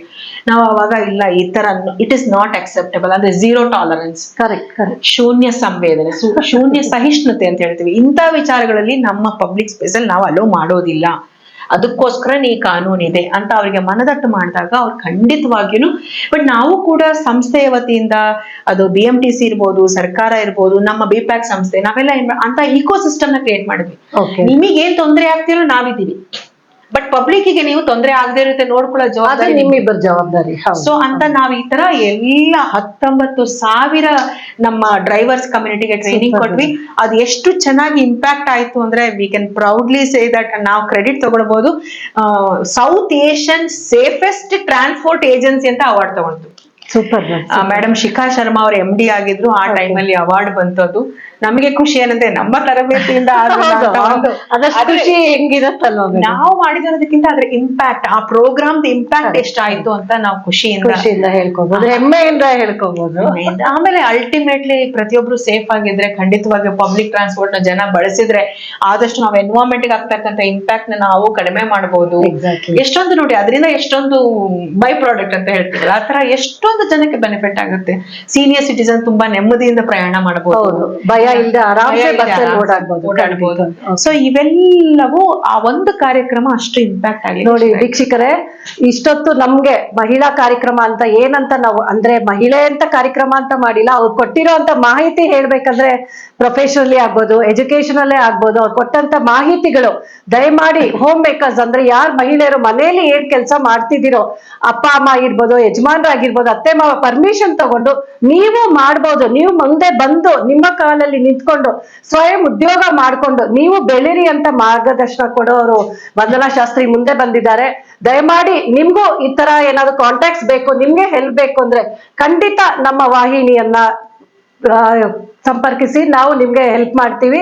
ಹಾಗೂ ಕೂಡ ಬಸ್ ಕಂಡಕ್ಟರ್ಸ್ ಆಗಿರ್ಬೋದು, ಡ್ರೈವರ್ಸ್ ಆಗಿರ್ಬೋದು, ಅವ್ರು ಏನ್ ಮಾಹಿತಿ ಕೊಟ್ಟಿದಾರೋ ದಯಮಾಡಿ ಎಲ್ಲಾ ಪ್ರಯಾಣಿಕರು ಕೂಡ ನೀವು ಅದನ್ನ ದಯವಿಟ್ಟು ಅದನ್ನ ರೂಢಿಗೆ ಮಾಡ್ಕೊಂಡು ಖಂಡಿತ ಹೆಲ್ಪ್ ಮಾಡಿ, ಒಬ್ರಿಗೊಬ್ರು ಸಹಾಯ ಮಾಡಿ, ವಯಸ್ಸಾದವ್ರಿಗೆ ಸೀಟ್ ಕೊಡಿ, ಮಹಿಳೆಯರಿಗೆ ಸೀಟ್ ಕೊಡಿ ಅಂತ ಹೇಳ್ತಾ ಮುಂದಿನ ಪ್ರಶ್ನೆಗೆ ಹೋಗೋಣ. ಮೇಡಮ್, ತಮ್ಮ ಈ ಮಾಹಿತಿಗಳೆಲ್ಲ ಕೊಟ್ಟು ತುಂಬಾನೇ ಖುಷಿ ಆಯ್ತು ಇವತ್ತಿನ ದಿವಸ. ಅಂದ್ರೆ ನಮ್ಮ ಲೇಡೀಸ್ಗೆ ಅಂದ್ರೆ ನೀವು ಮುಂದೆ ಬಂದು ದುಡೀರಿ ಅಂತ ನೀವು ತುಂಬಾನೇ ಚೆನ್ನಾಗಿ ಮಾರ್ಗದರ್ಶನ ಕೊಟ್ರಿ. ಮುಂದಿನ ದಿನಗಳಲ್ಲಿ ನಾವೇನಾದ್ರೂ ನಿಮ್ಗೆ ಸಂಪರ್ಕಿಸಿ ಹೆಲ್ಪ್ ಬೇಕು ಅಂದ್ರೆ ಖಂಡಿತ ನಮ್ಮ ವಾಹಿನಿಗೆ ನೀವು ಸಹಕರಿಸಿ ಅಂತ ಕೇಳ್ಕೊತಾ ಇದ್ದೀವಿ. ಹಾಗೂ ನಿಮ್ಗೆ ಈ ಮುಖಾಂತರ, ಈ ವೇದಿಕೆ ಮುಖಾಂತರ ಧನ್ಯವಾದಗಳು ಹೇಳ್ಬೇಕು. ಮೇಡಮ್, ಇಷ್ಟೊತ್ತು ನಿಮ್ಮ ಈ ಅನುಭವಗಳು ಹಂಚ್ಕೊಂಡಿದ್ದೀರಾ, ಅಂದ್ರೆ ಏನೇನ್ ಮಾಡಿದ್ದೀರಾ, ಹೇಗೆ ಏನು ಅಂತ ಹೇಳಿದ್ದೀರಾ. ನಿಮ್ಗೆ ಒಂದು ಗುರ್ತಿಸಿ ಅಂದ್ರೆ ನೀವು ಸಮಾಜಕ್ಕೆ ಗುರ್ತಿಸಿ ನಿಮ್ಮನ್ನ ಪ್ರಶಸ್ತಿ ಕೊಟ್ಟಿರೋಂತ ಒಂದು ಪ್ಯೂರ್ ಒಳ್ಳೆ ಹ್ಯಾಪಿಯೆಸ್ಟ್ ಮೂಮೆಂಟ್ ಯಾವ್ದಾದ್ರು ಇದ್ರೆ? ಹ್ಯಾಪಿಯೆಸ್ಟ್ ಮೂಮೆಂಟ್ ಬಹಳಷ್ಟೇ ಇದೆ. ಅಂದ್ರೆ ಅಂತಾರಾಷ್ಟ್ರೀಯ ಒಂದು ಮಟ್ಟಕ್ಕೆ ಸೆಲೆಕ್ಟ್ ಆದಾಗ ಅದು ಒಂದು ಗ್ರೇಟೆಸ್ಟ್. ಯಾಕಂದ್ರೆ ನಮ್ಮ ಕುಟುಂಬನೇ ಒಂದು ಕನ್ವೆನ್ಷನಲ್ ಕುಟುಂಬ, ಕಳಿಸ್ಲಿಕ್ಕೆ ರೆಡಿನೂ ಇರ್ಲಿಲ್ಲ. ಅಂತ ಸಮಯದಲ್ಲಿ ಎಷ್ಟೋ ಪೇರೆಂಟ್ಸ್ ನಮ್ಮ ಮಕ್ಳು ಹೋಗ್ಲಿ ಅಂತ ಒಂದು ತುಂಬಾ ಕಾಂಪಿಟೆನ್ಸಿ ಇತ್ತು. ಅಂತ ಸಮಯದಲ್ಲಿ ನಮ್ಮಲ್ಲಿ ಸೆಲೆಕ್ಟ್ ಆದ್ರೂ ಇಲ್ಲ, ನಾನು ಕಳ್ಸಲ್ಲ ಅನ್ನೋ ಮಟ್ಟದಲ್ಲಿ ಆ ತರದಲ್ಲಿ ಯೋಚನೆ ಇತ್ತು. ಅವ್ರಿಗೆ ನಾವು ದೂಷಿಸಕ್ಕಾಗಲ್ಲ, because the way they brought up ಅಲ್ಲ, ಅವರ ಒಂದು ಇಕೋ ಸಿಸ್ಟಮ್ ಹಾಗಿತ್ತು. ಕನ್ವೆನ್ಷನಲ್ ಆಗಿನ ಕಾಲದಲ್ಲಿ ಹೆಣ್ಮಕ್ಳನ್ನ ಆಚರಣೆ ಬಿಡ್ತಾ ಇರ್ಲಿಲ್ಲ. 99ನೇ ಇಸ್ವಿ. ಆದ್ರೆ ನಮ್ಗೆ ಕಮಿಷನರ್ ಎಲ್ಲ ಮನೆಗ್ ಬಂದ್ರು, ಅವರೆಲ್ಲ ಹೇಳಿದ್ರು ಇದು ಎಂತ ಒಂದು ಗೋಲ್ಡನ್ ಆಪರ್ಚುನಿಟಿ ನಮಗೆ, ನಮ್ಮ ಶಾಲೆ ಹುಡುಗಿ ಹೋಗ್ತಿಯಾಳೆ ಅಂದ್ರೆ ನಮ್ಗೆ ಖುಷಿಯಿಂದ ಕಳಿಸಬೇಕು, ಹಾಗೆಲ್ಲ ಅಂದ್ರು. ಆಗ ಅವರೆಲ್ಲ ಬಂದು ಒಪ್ಪಿಸಿದ ಮೇಲೆ ಅದು ಸರ್ಕಾರನೇ ಕಳಿಸ್ತಾ ಇದೆ, ಎಲ್ಲಾ ಖರ್ಚು ಸರ್ಕಾರ ನೋಡ್ಕೊಳ್ತಿದೆ, ನೀವೇನು ಮಾಡೋದು ಬೇಕಾಗಿಲ್ಲ ಅಂತೆಲ್ಲ ಅವ್ರು ಹೇಳಿ. So that is your happiest moment when your parents gave, ಅಂದ್ರೆ ಅಪ್ಪ ಅಮ್ಮ ಕಳಿಸಕ್ಕೆ ಪರ್ಮಿಷನ್ ಕೊಟ್ಟಿದ್ದು. ಅದಾದ್ಮೇಲೆ ಅಂದ್ರೆ ಅದಕ್ಕಿಂತ ಮುಂದೆ ಅದು 2001ರಲ್ಲಿ ಹೋಗಿದ್ದು. ಆದ್ರೆ ಅಂದ್ರೆ 99ರಲ್ಲಿ ಹೋಗಿದ್ದು. ಅದಕ್ಕಿಂತ ಮುಂಚೆ ನಾನು ಪ್ರೆಸಿಡೆಂಟ್ ಅವಾರ್ಡ್ ಅಂತ ಏನ್ ಬಂತಲ್ಲ, ರಾಷ್ಟ್ರಪತಿ ಶಂಕರ್ ದಯಾಳ್ ಶರ್ಮಾದಿಂದ ತಗೊಂಡಾಗ ಅದು ಒಂದು ದೊಡ್ಡ ರಾಷ್ಟ್ರಪತಿ ಭವನಲ್ಲಿ ಅದು ತಗೊಳ್ಳೋದು ಅನ್ನೋದು ನಿಜವಾಗ್ಲೂ ಅದು ಒಂದು ಮೈ ರೋಮಾಂಚನ ಆಗುತ್ತೆ. ಅದು ನಾನು ಅವಾಗಿನ್ನು ಟೆಂತ್ ಮುಗಿಸಿದ್ದೆ. 10th ಅಲ್ಲಿ ತಗೊಂಡಿದ್ದೀರಾ ಮೇಡಮ್? ಸ್ಟ್ಯಾಂಡರ್ಡ್ ಆಗಿತ್ತು. ಹಾಗಾಗಿ ಅದು ಒಂದು ಬೇಸಿಕ್ ಕ್ರೈಟೇರಿಯಾ ಆಯ್ತು ನಮ್ಗೆ ಅಂತಾರಾಷ್ಟ್ರೀಯ ಮಟ್ಟ ಹೋಗ್ಲಿಕ್ಕೆ. ಆ ಒಂದು ಗೋಲ್ಡನ್ ಮೂಮೆಂಟ್ ಅಂದ್ರೆ ನಾವು ಪ್ರೆಸಿಡೆಂಟ್ ಅವಾರ್ಡ್ ತಗೊಳ್ಳೋದೇ ಶಂಕರ್ ದಯಾಳ್ ಶರ್ಮಾ ಅವರು ಸುಮಾರು 15ರಿಂದ 16 ಭಾಷೆಗಳನ್ನ ಮಾತಾಡ್ತಾರೆ ಅಂತ ಕೇಳಿದ್ವಿ. ಅವ್ರನ್ನ ಲೈವ್ ನೋಡಿ ಅವರಿಂದ ಪ್ರಶಸ್ತಿ ಮೂಮೆಂಟ್ ಹೆಂಗಿತ್ತು ಮೇಡಮ್ ನಿಮ್ಗೆ? ತುಂಬಾನೇ ಸಂತೋಷ ಆಗಿತ್ತು. ಯಾಕಂದ್ರೆ ಸುಮಾರು ಜನಕ್ಕೆ ದೇಶಾದ್ಯಂತ ಸುಮಾರು ಒಂದು 5,000 ಜನಕ್ಕೆ ಬಂದಿತ್ತು. ಆದ್ರೆ 5,000 ಜನಕ್ಕೆ ಪ್ರೆಸಿಡೆಂಟ್ ಕೊಡ್ಲಿಕ್ಕೆ ಆಗೋದಿಲ್ಲ. ಸೊ ಒಂದೊಂದು ಸ್ಟೇಟ್ ಇಂದ ಒಬ್ರನ್ನ ರೆಪ್ರೆಸೆಂಟ್ ಮಾಡಿಕೆ ಕೊಡ್ತಾರೆ.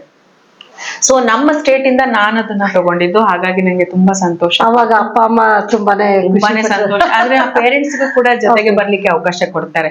ಸೊ ಹಾಗಾಗಿ ಅವರು ಬಂದಿದ್ರಲ್ಲ, ಅವರು ಫಸ್ಟ್ ಟೈಮ್ ನಮ್ಮ ಕರ್ನಾಟಕ ಬಿಟ್ಟು ಹೊರಗೆ ಹೋಗಿದ್ದೆ ನನ್ನ ಜೊತೆ. ಖುಷಿ ಮೂಮೆಂಟ್ ಎಲ್ಲ ಹಚ್ಕೊಂಡ್ರಿ. ಒಂದು ಕಹಿ ಘಟನೆ ಯಾವ್ದಾದ್ರು ನಿಮ್ಮ ಲೈಫ್ ಅಲ್ಲಿ ನಡೆದಿದ್ದೇನಾದ್ರು ಒಂದ್ಸಲ ಅನ್ನೋದಕ್ಕಿಂತ ಚಾಲೆಂಜಿಂಗ್ ಅನ್ಬೋದು. ಮೋಸ್ಟ್ ಚಾಲೆಂಜಿಂಗ್ ಏನಿತ್ತು ಅಂದ್ರೆ, ಯಾವಾಗ ಈ ಜೆಂಡರ್ ಸೆನ್ಸಿಟೈಸೇಷನ್ ಟ್ರೈನಿಂಗ್ ಕೊಟ್ವೋ ಅವಾಗ ತುಂಬಾ ಮಹಿಳೆಯರು ನಮ್ಮ ಹತ್ರ ಬಂದು ಯಾಕಂದ್ರೆ ನಾವು ಜೊತೆನಲ್ಲಿ ಪುರುಷರು ಮತ್ತೆ ಮಹಿಳೆಯರು ಜೊತೆನಲ್ಲಿ ತರಬೇತಿ ಕೊಟ್ಟಾಗ ಮಹಿಳೆಯರು ಬಾಯಿ ಬಿಡೋದಿಲ್ಲ. ಯಾಕಂದ್ರೆ ಅಲ್ಲೇ ಅವರ ಮುಖ ಇವ್ರು ನೋಡ್ಬೇಕು, ಇವ್ರ ಮುಖ ಪ್ರತಿನಿತ್ಯ ಅವ್ರ ಕೆಲಸದಲ್ಲಿ ಅವ್ರ ಮುಖ ನೋಡ್ಬೇಕು. ಇದ್ ನಾವೆಲ್ಲ ಹಂಚ್ಕೊಂಡ್ ಬಿಟ್ರೆ ನಾಳೆ ನಮಗೇನೋ ತೊಂದ್ರೆ ಆದ್ರೆ ನಮಗೆ ಯಾಕಪ್ಪ ಬೇಕು, ನಾವು ಹೀಗೆ ಎದ್ ಬಿಡೋಣ ಅಂತ ಎಷ್ಟೋ ಜನ ತಮ್ಮನ್ ತಾವು ದೂಷಿಸ್ಕೊಂಡು, ತಮ್ಮ ಹಣೆ ಬರ ದೂಷಿಸ್ಕೊಂಡು, ದೇವರ ಮೇಲೆ ಹಾಕಿ ಏನೋ ಒಂದು ಮಾಡ್ಕೊಂಡು ಅವ್ರು ಸುಮ್ಮನಾಗಿ ಬಿಡ್ತಾರೆ. ಅಂಡ್ ನಾವು ಎದುರಿಸಬಹುದು, ಸಮಾಜ ನಮಗೆ ಸಪೋರ್ಟ್ ಮಾಡುತ್ತೆ ಅನ್ನೋದು ಅದು ನಮ್ಮ ಕೆಲಸ. ನಾವು ಅವ್ರಿಗೆ ಏನ್ ಚಾಲೆಂಜಿಂಗ್ ಏನಾಯ್ತು ಅಂದ್ರೆ, ಈ ಒಂದು ತರಬೇತಿ ಕೊಟ್ಟಾಗ ತುಂಬಾ ಜನ ಮಹಿಳೆ ಅವ್ರಿಗೆ ಏನೇನು ಸಮಸ್ಯೆ ಬರುತ್ತೆ ಅನ್ನೋದನ್ನ, ಅದು ವಾಶ್ರೂಮ್ ವಿಚಾರದಲ್ಲಿ ಆಗಿರಬಹುದು. ನೋಡಿ 8 hours ನಾವು ಇದಕ್ಕೆ ಚಾಲನೆಯಲ್ಲಿ ಇರ್ತೀವಿ. ನಾವು ವಾಶ್ರೂಮ್ಗೆ ಅಂತ ನಾವೇನಾದ್ರೂ ಯಾವ್ದಾರ ಡಿಪೋಗೆ ಹೋದ್ರೆ ಆಗ್ಲೇ ಪ್ಯಾಸೆಂಜರ್ಸ್ ಜಗಳಾಡ್ತಾರೆ. ಅದು ಮಾಹಿತಿ ನಮ್ಮ ಅಧಿಕಾರಿಗಳಿಗೆ ಹೋಯ್ತು ಅಂದ್ರೆ, ಯಾಕೆ ಲೇಟ್ ಆಯ್ತು, ಇಷ್ಟೊತ್ತು ಆನ್ ಟೈಮ್ ಬರ್ಲಿಲ್ಲ, ನೀವು ಟ್ರಾಫಿಕ್ ಕತೆ ಹೇಳೋ ಹಾಗಿಲ್ಲ, ಕೆಲವೊಮ್ಮೆ ಟ್ರಾಫಿಕ್ ಲೇಟ್ ಆಗುತ್ತೆ, ಸಿಗ್ನಲ್ಸ್ ತುಂಬಾ ಇರುತ್ತೆ, ತುಂಬಾ ಏನಾದ್ರೂ ಬಹಳಷ್ಟು ರೀಸನ್ಸ್ ಇದೆ ಅವ್ರು ಲೇಟ್ ಆಗಿ ತಲುಪೋದಕ್ಕೆ. ಆದ್ರೆ ಅವ್ರು ಟೈಮು ಮೇಂಟೈನ್ ಮಾಡ್ಬೇಕು, ಆಮೇಲೆ ಸಂಸ್ಥೆಗೆ ಆದಾಯನೂ ತಂದ್ಕೊಡ್ಬೇಕು, ಸೇಫ್ಟಿನೂ ಕೊಡ್ಬೇಕು, ಎಲ್ಲದೂ ಎಕ್ಸ್ಪೆಕ್ಟ್ ತಪ್ಪಲ್ಲ. ಆಸ್ ಎ ಆರ್ಗನೈಸೇಷನ್ ಅವ್ರದೇ ಆದ ನಾರ್ಮ್ಸ್ ಇರುತ್ತೆ, ಮಾಡ್ಲೇಬೇಕು. ಆದ್ರೆ ನಾನ್ ಹೇಳುದು ಸ್ವಲ್ಪ ನಾವು ಸಂವೇದನಾಶೀಲರಾಗ್ಬೇಕು. ಯಾವ ತರ ಸಂವೇದನೆ ಆಗ್ಬೇಕು ಅಂದ್ರೆ, ಮಹಿಳೆಯರು ಪ್ರಯಾಣ ಮಾಡೋ, ಅದ್ರಲ್ಲೂ ಮಹಿಳಾ ಕಂಡಕ್ಟರ್ಸ್, ಮಹಿಳಾ ಡ್ರೈವರ್ಸ್ ಇದಾರೆ ನಮ್ಮಲ್ಲಿ. ಅವರಿಗೆ ಎಂತೆಂತ ಚಾಲೆಂಜಸ್ ಬರುತ್ತೆ, ಅವರಿಗೆ ಬರ್ತಕ್ಕಂಥ ಚಾಲೆಂಜಸ್ ಸ್ವಲ್ಪ ನಾವು ಅವ್ರಿಗೆ ಇಂಡಿವಿಜುವಲಿ ಕುತ್ಕೊಂಡು ಮಾತನಾಡಿದಾಗ ಖಂಡಿತವಾಗ್ಲೂ. ಸೊ ಮಹಿಳೆಯರಿಗೆ ಬರ್ತಕ್ಕಂಥ ಚಾಲೆಂಜಸ್ ಅವರು ನಮ್ಮ ಹತ್ರ ಬಂದು ಹೇಳಿಕೆ ಶುರು ಮಾಡಿದ್ರು, ಯಾವ್ಯಾವ ತರ ಪ್ರಾಬ್ಲಮ್ ಆಗುತ್ತೆ ಅಂತ. ನಾನಿಲ್ಲಿ ಮಾಧ್ಯಮದ ಮುಖಾಂತರ ಹೇಳಿಕ್ಕಾಗಲ್ಲ, ತುಂಬಾ ಕ್ರಿಟಿಕಲ್ ಪ್ರಾಬ್ಲಮ್ಸ್ ದೇ ಫೇಸ್. ಅದಕ್ಕೆ ನಾನು ಹೇಳುದು, ಅದಾದ್ಮೇಲೆ ನಾವೀಗ ಕಾಲೇಜ್ಗಳಲ್ಲಿ ಪಾಸ್ಟ್ ಟ್ರೈನಿಂಗ್ ಅನ್ನ ಕೊಡ್ತಾ ಬಂದೆ ಫ್ಯಾಕಲ್ಟೀಸ್ಗಳಿಗೆ. ಅವರವರ ವರ್ಕ್ ಸ್ಪೇಸ್ ಅಲ್ಲಿ ಅವ್ರು, ಯಾಕಂದ್ರೆ ಎಷ್ಟೋ ಮಹಿಳೆಯರು ಇವತ್ತು ಎಷ್ಟು ಜನ ನಾವು ಪೊಲೀಸ್ ಸ್ಟೇಷನ್ ಹೋಗಿ ಕಂಪ್ಲೇಂಟ್ ಮಾಡ್ತೀವಿ? ಹೋಗಲ್ಲ ಮೇಡಮ್, ಪೊಲೀಸ್ ಸ್ಟೇಷನ್ಗೆ ಹೋಗೋಕೆ ಹೆದರ್ತೀವಿ. ಯಾಕೆ ಅಂದ್ರೆ ಸ್ಟೇಷನ್ ಇಂದ ಒಬ್ಬ ಪೊಲೀಸ್ ಅಥವಾ ಕಾನ್ಸ್ಟೇಬಲ್ ಮನೆಗೆ ಎನ್ಕ್ವೈರಿಗೆ ಅಂತ ಬಂದ್ರೆ ಅಕ್ಕಪಕ್ಕದವರು ಏನ್ ಅನ್ಕೊಳ್ತಾರೋ, ನಾವೇ ಅಪರಾಧಿಗಳು ಅಂತ ಅನ್ಕೊಂಡ್ಬಿಡ್ತಾರೋ ಅಂತ ಏನ್ ಮಾಡ್ತಾರೆ, ಭಯ ಪಡ್ಕೊಳ್ತಾರೆ. ಆಮೇಲೆ ಮರ್ಯಾದೆ ಪ್ರಶ್ನೆ ಅನ್ಕೊಳ್ತಾರೆ. ಇನ್ನೂ ಆ ಒಂದು ಸ್ಟಿಗ್ಮಾ ಅನ್ನೋದು ಇವತ್ತು ಸೊಸೈಟಿನಲ್ಲಿ ಇದೆ ಅಂತ ನಾನು ಭಾವಿಸ್ತೀನಿ. ಯಾಕಂದ್ರೆ ತುಂಬಾ ಜನ ಇದ್ರ ಬಗ್ಗೆ ಅಂದ್ರೇನೆ ಏನೋ ಒಂದು ನೆಗೆಟಿವ್ ಥಾಟ್ ಒಂದು ಮರ್ಯಾದೆ ಪ್ರಶ್ನೆ ಅಂತ, ಇನ್ನೊಂದು ತುಂಬಾ ಸರಿ ಓಡಾಡಿಸ್ತಾರೆ. ನಾವೆಲ್ಲ ಆಫೀಸ್ಗಳಿಗೆ ರಜಾ ಹಾಕೊಂಡು ಓಡಾಡ್ಲಿಕ್ಕೆ ಆಗೋದಿಲ್ಲ, ದುಡ್ಡು ಖರ್ಚು ಮಾಡ್ತಾರೆ, ಇದಕ್ಕೆ ಮಾಡ್ಬೇಕಾಗಿ ಬರುತ್ತೆ. ಹಣಕಾಸು ವಿಚಾರ, ಮರ್ಯಾದೆ ವಿಚಾರ, ಮತ್ತೆ ಟೈಮು, ಇವೆಲ್ಲ ಕನ್ಸ್ಟ್ರೇನ್ ನೋಡ್ಕೊಂಡು ನಮಗೆ ಯಾಕಪ್ಪ, ಆಮೇಲೆ ಕೋರ್ಟ್ ತನಕ ಹೋಗ್ಬಿಟ್ರೆ ಅಂತೂ ವರ್ಷಾನುಗಟ್ಲೆ ಎಳೆದು ಬಿಡ್ತಾರೆ. ನಮಗೆ ಬೇಡ ಇದು ಅಂತ ಏನ್ ಮಾಡ್ತಾರೆ, ಸುಮ್ನಾಗ್ಬಿಡ್ತಾರೆ. ಆದ್ರೆ ನಮ್ಮ ಪ್ರಶ್ನೆ ಏನಂದ್ರೆ, ಹಾಗಂದ್ರೆ ಮಹಿಳೆಯರಿಗೆ ಆಗ್ತಕ್ಕಂತ ಅತ್ಯಾಚಾರಗಳು ಏನೇನು ನಡೆಯುತ್ತಲ್ಲ ಈ ಸಮಾಜದಲ್ಲಿ ಎಲ್ಲ ಅವರು ಅನುಭವಿಸ್ಕೊಂಡಿರ್ಬೇಕಾ, ತಮಗೆ ತಾವು ದೂಷಿಸ್ಕೊಂಡು ಇರ್ಬೇಕಾ? ಖಂಡಿತ ಇಲ್ಲ. ಹಾಗಾಗಿ ಸರ್ಕಾರ ಈ ಒಂದು ಪಾಶ್ ಆಕ್ಟ್ ಅಂತ ತಂತು. ನೀವು ಪೊಲೀಸ್ ಸ್ಟೇಷನ್ ಹೋಗೋದು ಬೇಡ, ಕನ್ವೆನ್ಷನಲ್ ಮೆಥಡ್ ಬೇಡ, ನಿಮ್ಮ ಸಮಸ್ಯೆಗಳಿಗೆ ನಿಮಗೇನಾದ್ರೂ ಅಂತಹ ದೌರ್ಜನ್ಯ, ಲೈಂಗಿಕ ಶೋಷಣೆ ಆಯ್ತು ಅಂದ್ರೆ ನಿಮ್ಮ ಸಂಸ್ಥೆಗಳಲ್ಲೇ ಇದನ್ನ ರಿಸಾಲ್ವ್ ಮಾಡ್ಕೊಳ್ಳಿ ಅಂತ ಒಂದು ಪಾಶ್ ಕಮಿಟಿ ಅಂತ ಮಾಡ್ಬೇಕು. Internal complaints committee. ನೋಡಿ, ಆ ಒಂದು ವರ್ಡೇ ಹೇಳುತ್ತೆ, ಆಂತರಿಕ ಸಮಿತಿ ಅಂತ, ಅಂದ್ರೆ ಆಂತರಿಕ ಇಂಟರ್ನಲ್ ಕಂಪ್ಲೇಂಟ್ ಕಮಿಟಿ, ನಿಮ್ಮನಲ್ಲೇ ಇದನ್ನ ಬಗೆಹರಿಸ್ಕೊಳ್ಳಿ. ಆದ್ರೆ ಬಗೆಹರಿಸ್ಕೊಳ್ಳಕ್ಕೆ ಕಾನೂನಿನ ದೃಷ್ಟಿಯಲ್ಲಿ ಒಂದು ಚೌಕಟ್ಟನ್ನ ಕೊಟ್ಟಿದ್ದಾರೆ, ಸೂಪರ್ ವಿಧಾನವನ್ನ ಕೊಟ್ಟಿದ್ದಾರೆ, ಬೌಂಡ್ರೀಸ್ ಕೊಟ್ಟಿದ್ದಾರೆ.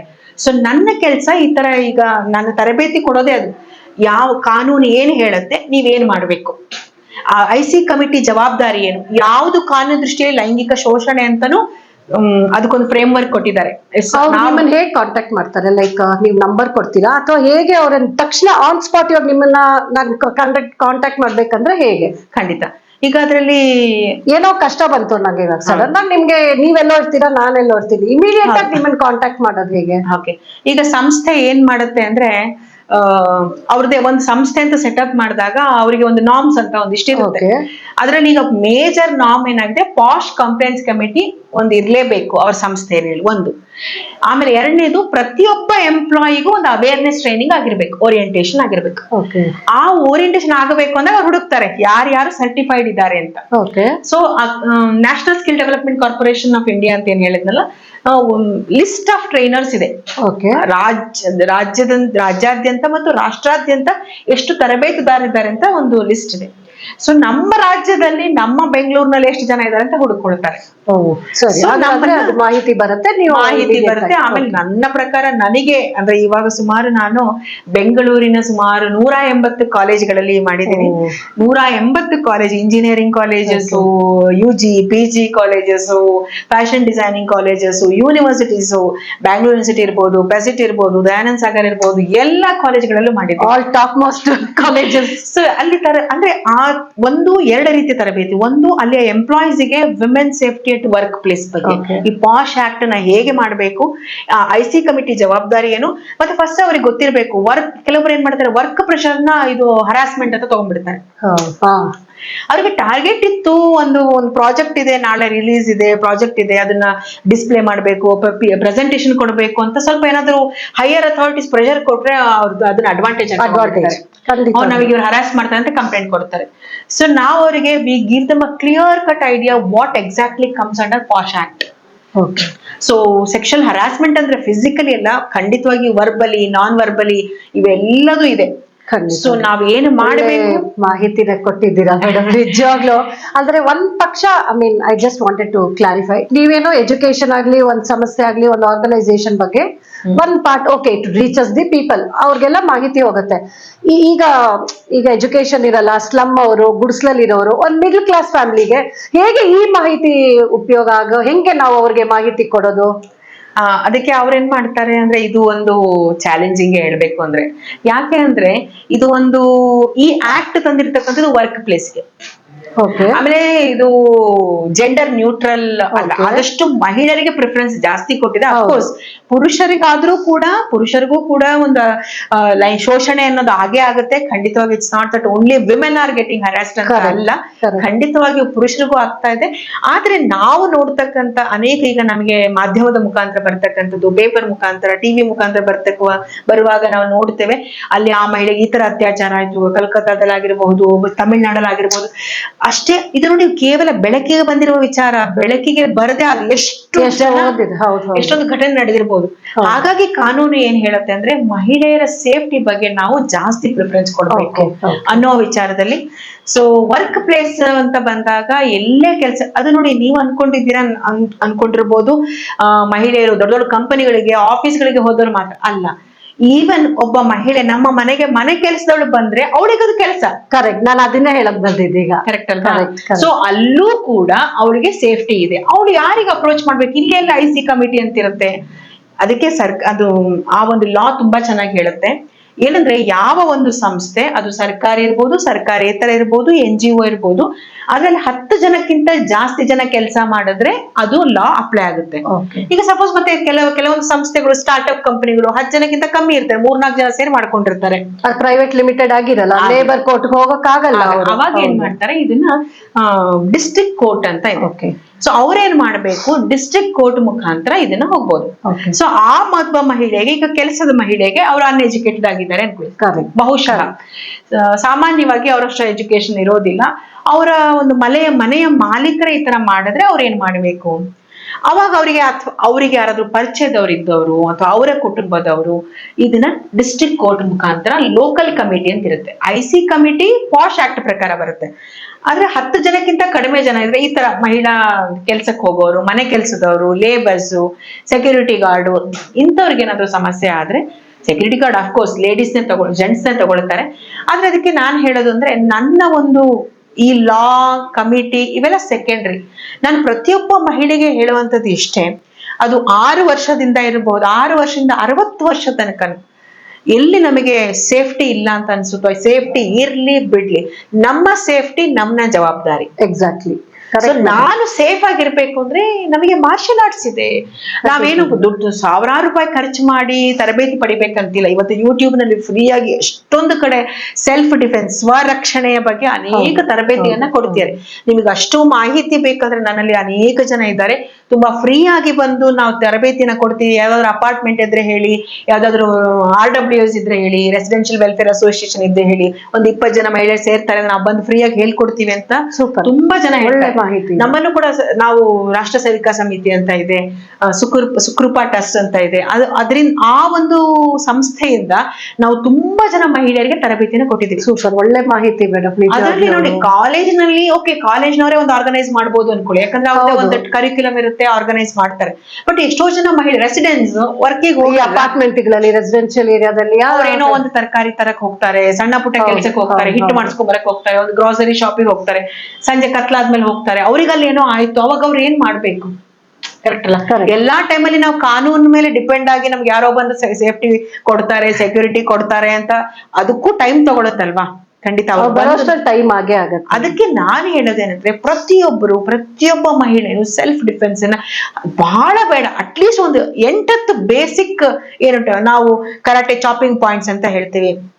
ಸೊ ಆ ಚಾಪಿಂಗ್ ಪಾಯಿಂಟ್ಸ್ ಎಲ್ಲೆಲ್ಲಿ ಯಾವ ಇದ್ರಲ್ಲಿಂದ ನಾವು ಅವರಿಗೆ ಹೊಡೆದ್ರೆ, ಪಂಚ್ ಕೊಟ್ರೆ ಅವರು ನೋಡಿ, ಒಂದು ಮೂಗಿಗೆ ಒಂದು ಹೊಡೆದ್ರೆ ಸಾಕು, ಅವ್ರು ಮೂರ್ಛೆನೆ ಬೀಳ್ತಾರೆ ಅನ್ನೋಷ್ಟು ಮಟ್ಟಿಗೆ ನಾವು ಟೆಕ್ನಿಕ್ಸ್ ಇದೆ. ಎಷ್ಟು ಸುಲಭ ಇದೆ ಅದು, ಏನಿಲ್ಲ. ಫಸ್ಟ್ ನಾವು ಮೈಂಡ್ ಡಿಸೈಡ್ ಮಾಡ್ಬೇಕಾಗಿರೋದು, ನನಗೆ ನಾನೇ ರಕ್ಷಣೆ ಮಾಡ್ಕೊಳ್ತೀನಿ. ಇದು ಒಂದು ಮೈಂಡ್ ಸೆಟ್ ಬರ್ಬೇಕು, ಮೈಂಡ್ ಸೆಟ್ ರೆಡಿ ಮಾಡ್ಕೊಳ್ಬೇಕು. ನನಗೆ ಯಾರ್ದು ಹೆಲ್ಪ್ ಇಲ್ಲದೆ ನಾನು ಮಾಡ್ಕೊಳ್ಳಬಲ್ಲೆ, ಅದು ಫಸ್ಟ್. ಅಂದ್ರೆ ಮೈಂಡ್ ರೆಡಿ ಆಗ್ಬೇಕು. Mentally we should be prepared. Mind strong ಆಯ್ತು ಅಂದ್ರೆ rest everything will follow on its place. So first mentally prepare ಆಗಿ. ಸೆಕೆಂಡ್ ಏನಂದ್ರೆ, ಬರೀ ಮೆಂಟಲಿ ಇದ್ರೆ ಸಾಕಾಗಲ್ಲ, ನಾವೇನ್ ಮಾಡ್ಬೇಕು, ಸ್ವಲ್ಪ ಫಿಸಿಕಲಿ ಕಲ್ತಿರ್ಬೇಕು. ತುಂಬಾ ಕಲಿಯೋದೇನು ಬೇಕಾಗಿಲ್ಲ.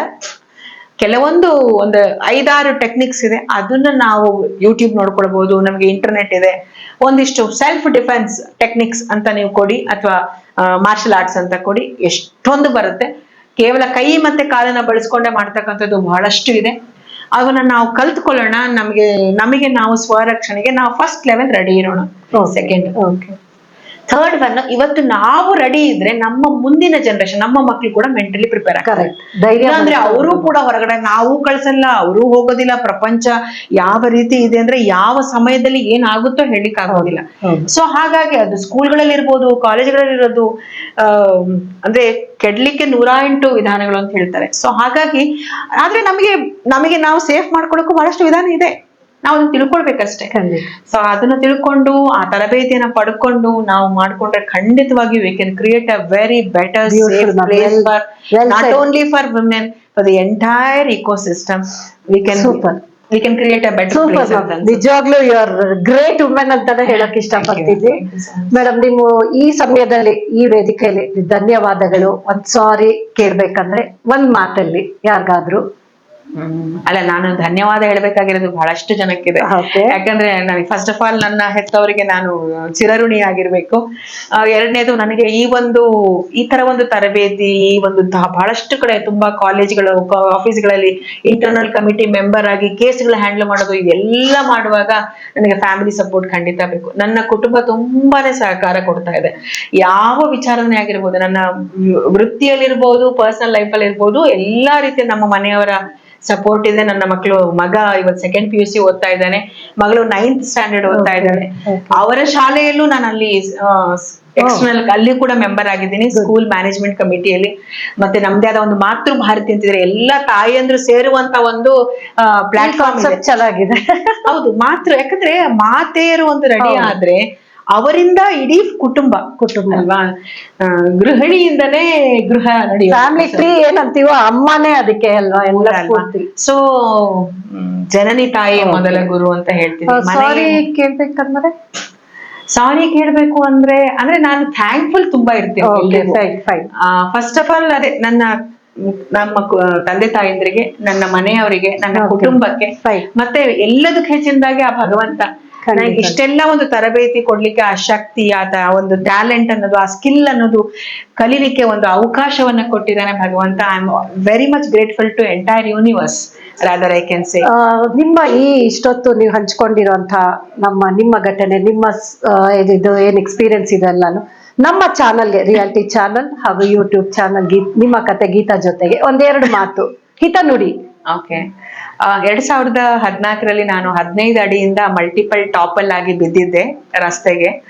ಅಂದ್ರೆ ಮಲ್ಟಿಪಲ್ ಇಂಜರೀಸ್ ಆಗಿದ್ದು ಬ್ಯಾಕಲ್ಲಿ, D6 ಬೋನ್ಸ್ ಎಲ್ಲ ರಪ್ಚರ್ ಆಗಿತ್ತು, ಲಂಗ್ಸ್ ರಪ್ಚರ್ ಆಗಿ, ಬ್ರೈನ್ ಸ್ಟಾಪ್ ಅಂದ್ರೆ ನರಗಳಿಗೆ ಇದು ಹೋಗ್ತಕ್ಕಂತ ಏನಂತಾರೆ ಬ್ಲಡ್ ಸಪ್ಲೈ ಸ್ಟಾಪ್ ಆಗುತ್ತೆ ಅಂತಲ್ಲ, ಆ ತರ ತುಂಬಾ ಕಂಪ್ಲೀಟ್ಲಿ ಬೆಡ್ ರಿಡನ್ ಆಗಿದೆ. ಸೊ ಮೋರ್ ದ್ಯಾನ್ 6 months ಜಾಸ್ತಿ ಬೆಡ್ ರಿಡನ್ ಆಗಿದೆ. ಅವಾಗ ಮಕ್ಳಿನ ಚಿಕ್ಕ 2010 ವರ್ಷದ ಕೆಳಗಡೆ ಮಕ್ಳು ಚಿಕ್ಕವರಿದ್ರು, UKG ಮಗಳು ಹೋಗ್ತಾ ಇದ್ದು, ಮಗ 3rd standard ಇದ್ದ.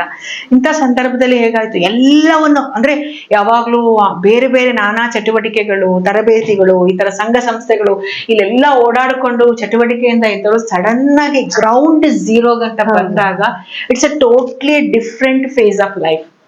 ಒಂದು 24 ತಾಸು ಮಲಗೆ ಇರಬೇಕು, ದೇಹ ಅಲ್ಗಾಡುವಂತನೂ ಇರ್ಲಿಲ್ಲ. ಆ ಒಂದು ಪರ್ಮಿಷನ್ ಡಾಕ್ಟರ್ ಕೊಟ್ಟಿರ್ಲಿಲ್ಲ, ಅಷ್ಟು ಇಂಟರ್ನಲ್ ಇಂಜುರೀಸ್ ಆಗಿತ್ತು. ಇನ್ನೊಂದು ಆ ನೋವು, ಫಿಸಿಕಲ್ ಪೇನ್, ಒಂದು ಇಂಟರ್ನಲ್ ಇಂಜರೀಸ್, ಫಿಸಿಕಲ್ ಪೇನ್. ಮೂರನೇದು ಮೆಂಟಲ್ ಟ್ರಾಮಾ. ಯಾಕಂದ್ರೆ ಮಕ್ಕಳು ಊಟ ಮಾಡ್ಲಿಕ್ಕೆ ಆಗ್ತಿಲ್ಲ, ಏನು ಮಾತ್ರೆ ತಗೊಳಕ್ಕಾಗಲ್ಲ, ಏನಪ್ಪಾ ಮಾಡೋದು. ಹೀಗಂದ್ರೆ ಗ್ರೌಂಡ್ ಝೀರೋಗೆ ಬಂದಾಗ ಝೀರೋ ಇಂದ ಹೀರೋ ಹೇಗ್ ಆಗಬೇಕು ಅನ್ನೋದು ಎಲ್ಲದೂ ಎಲ್ಲಿದೆ, ನಮ್ಮ ಮೈಂಡ್ ಪವರ್ ಅಲ್ಲಿ ಇರುತ್ತೆ. Mental stamina. ನಾನು ಅವಾಗಿಂದನೇ ನಿಮ್ಗೆಲ್ಲ ವೀಕ್ಷಕರಿಗೆ ಹೇಳಿಕ್ ಇಷ್ಟ, ರೊಂಡಾ ಬ್ರೈನ್ ಅನ್ನೋರ್ದು ಸೀಕ್ರೆಟ್ ಅಂತ ಒಂದು ಮೂವಿ ಇದೆ, ಅದು ಬುಕ್ ಕೂಡ ಇದೆ. ಅದನ್ನ ಓದಿ ಎಲ್ಲವನ್ನು ಕಳ್ಕೊಂಡ ಮೇಲೂ ಹೇಗೆ ಮೇಲ್ ಬರ್ಬೋದು ಅನ್ನೋದಕ್ಕೆ ಅತ್ಯುತ್ತಮ ಉದಾಹರಣೆ. ಅಷ್ಟು ದೂರ ಹೋಗೋದು ಬೇಡ, ನನಗೆ ಆ ಸಮಯದಲ್ಲಿ ಈ ಒಂದು ಪುಸ್ತಕ ಹೆಲ್ಪ್ ಆಗಿದ್ದು, ಈ ಒಂದು ಮೂವಿ ಜೊತೆಗೆ ನಮ್ಮ ಮಹಾಭಾರತ. ನಮ್ಮದೇ ಆದ ಸ್ಕ್ರಿಪ್ಚರ್ ತಗೊಂಡ್ರೆ, ಅಂದ್ರೆ ಅರ್ಜುನ ಯುದ್ಧದ ಸಮರ ಕಲೆಗಳನ್ನೆಲ್ಲ ಕಲ್ತು ಇನ್ನೇ ಯುದ್ಧ ರಣರಂಗಕ್ಕೆ ಬಂದ ಮೇಲೆ ಇವ್ರ ಸಂಬಂಧಿಕರು, ಇವ್ರು ನಮ್ ಸಂಬಂಧಿಕರು, ನಾನ್ಯಾಕೆ ಯುದ್ಧ ಮಾಡ್ಲಿ ಅಂದ್ರೆ ಬಂದಿರೋದೇ ಅದಕ್ಕೆ, ಪರ್ಪಸ್ ಸಾಲ್ವ್ ಆಗ್ತಿಲ್ಲ. ಎಲ್ಲ ಶಸ್ತ್ರಾಸ್ತ್ರಗಳನ್ನ ಬಿಟ್ಟು ನನಗೆ ಬೇಡ ಅಂತ ಅಂದಾಗ ಅವನ ಮನ ಪರಿವರ್ತನೆ ಮಾಡಿರ್ತಕ್ಕಂಥ ಕೃಷ್ಣ ಪರಮಾತ್ಮ, ನಿನ್ನ ಉದ್ದೇಶ ಏನು, ಜೀವನದ ಪರ್ಪಸ್, ಲೈಫಿನ ಪರ್ಪಸ್ ನ ಆ ಕ್ಷಣದಲ್ಲಿ ತಿಳಿಸ್ಕೊಟ್ಟ. ಯಾವ ಮಟ್ಟಕ್ಕೆ ತಿಳಿಸ್ಕೊಟ್ಟ ಅಂದ್ರೆ, ಬೇಡ ಅಂತ ಹಿಂತಿರುಗಿ ಹೋಗುವವನ್ನ ಯುದ್ಧ ಮಾಡಿ ಗೆದ್ದು ಸಾಧಿಸಿ ತೋರಿಸ್ತ. ಹಾಗೆ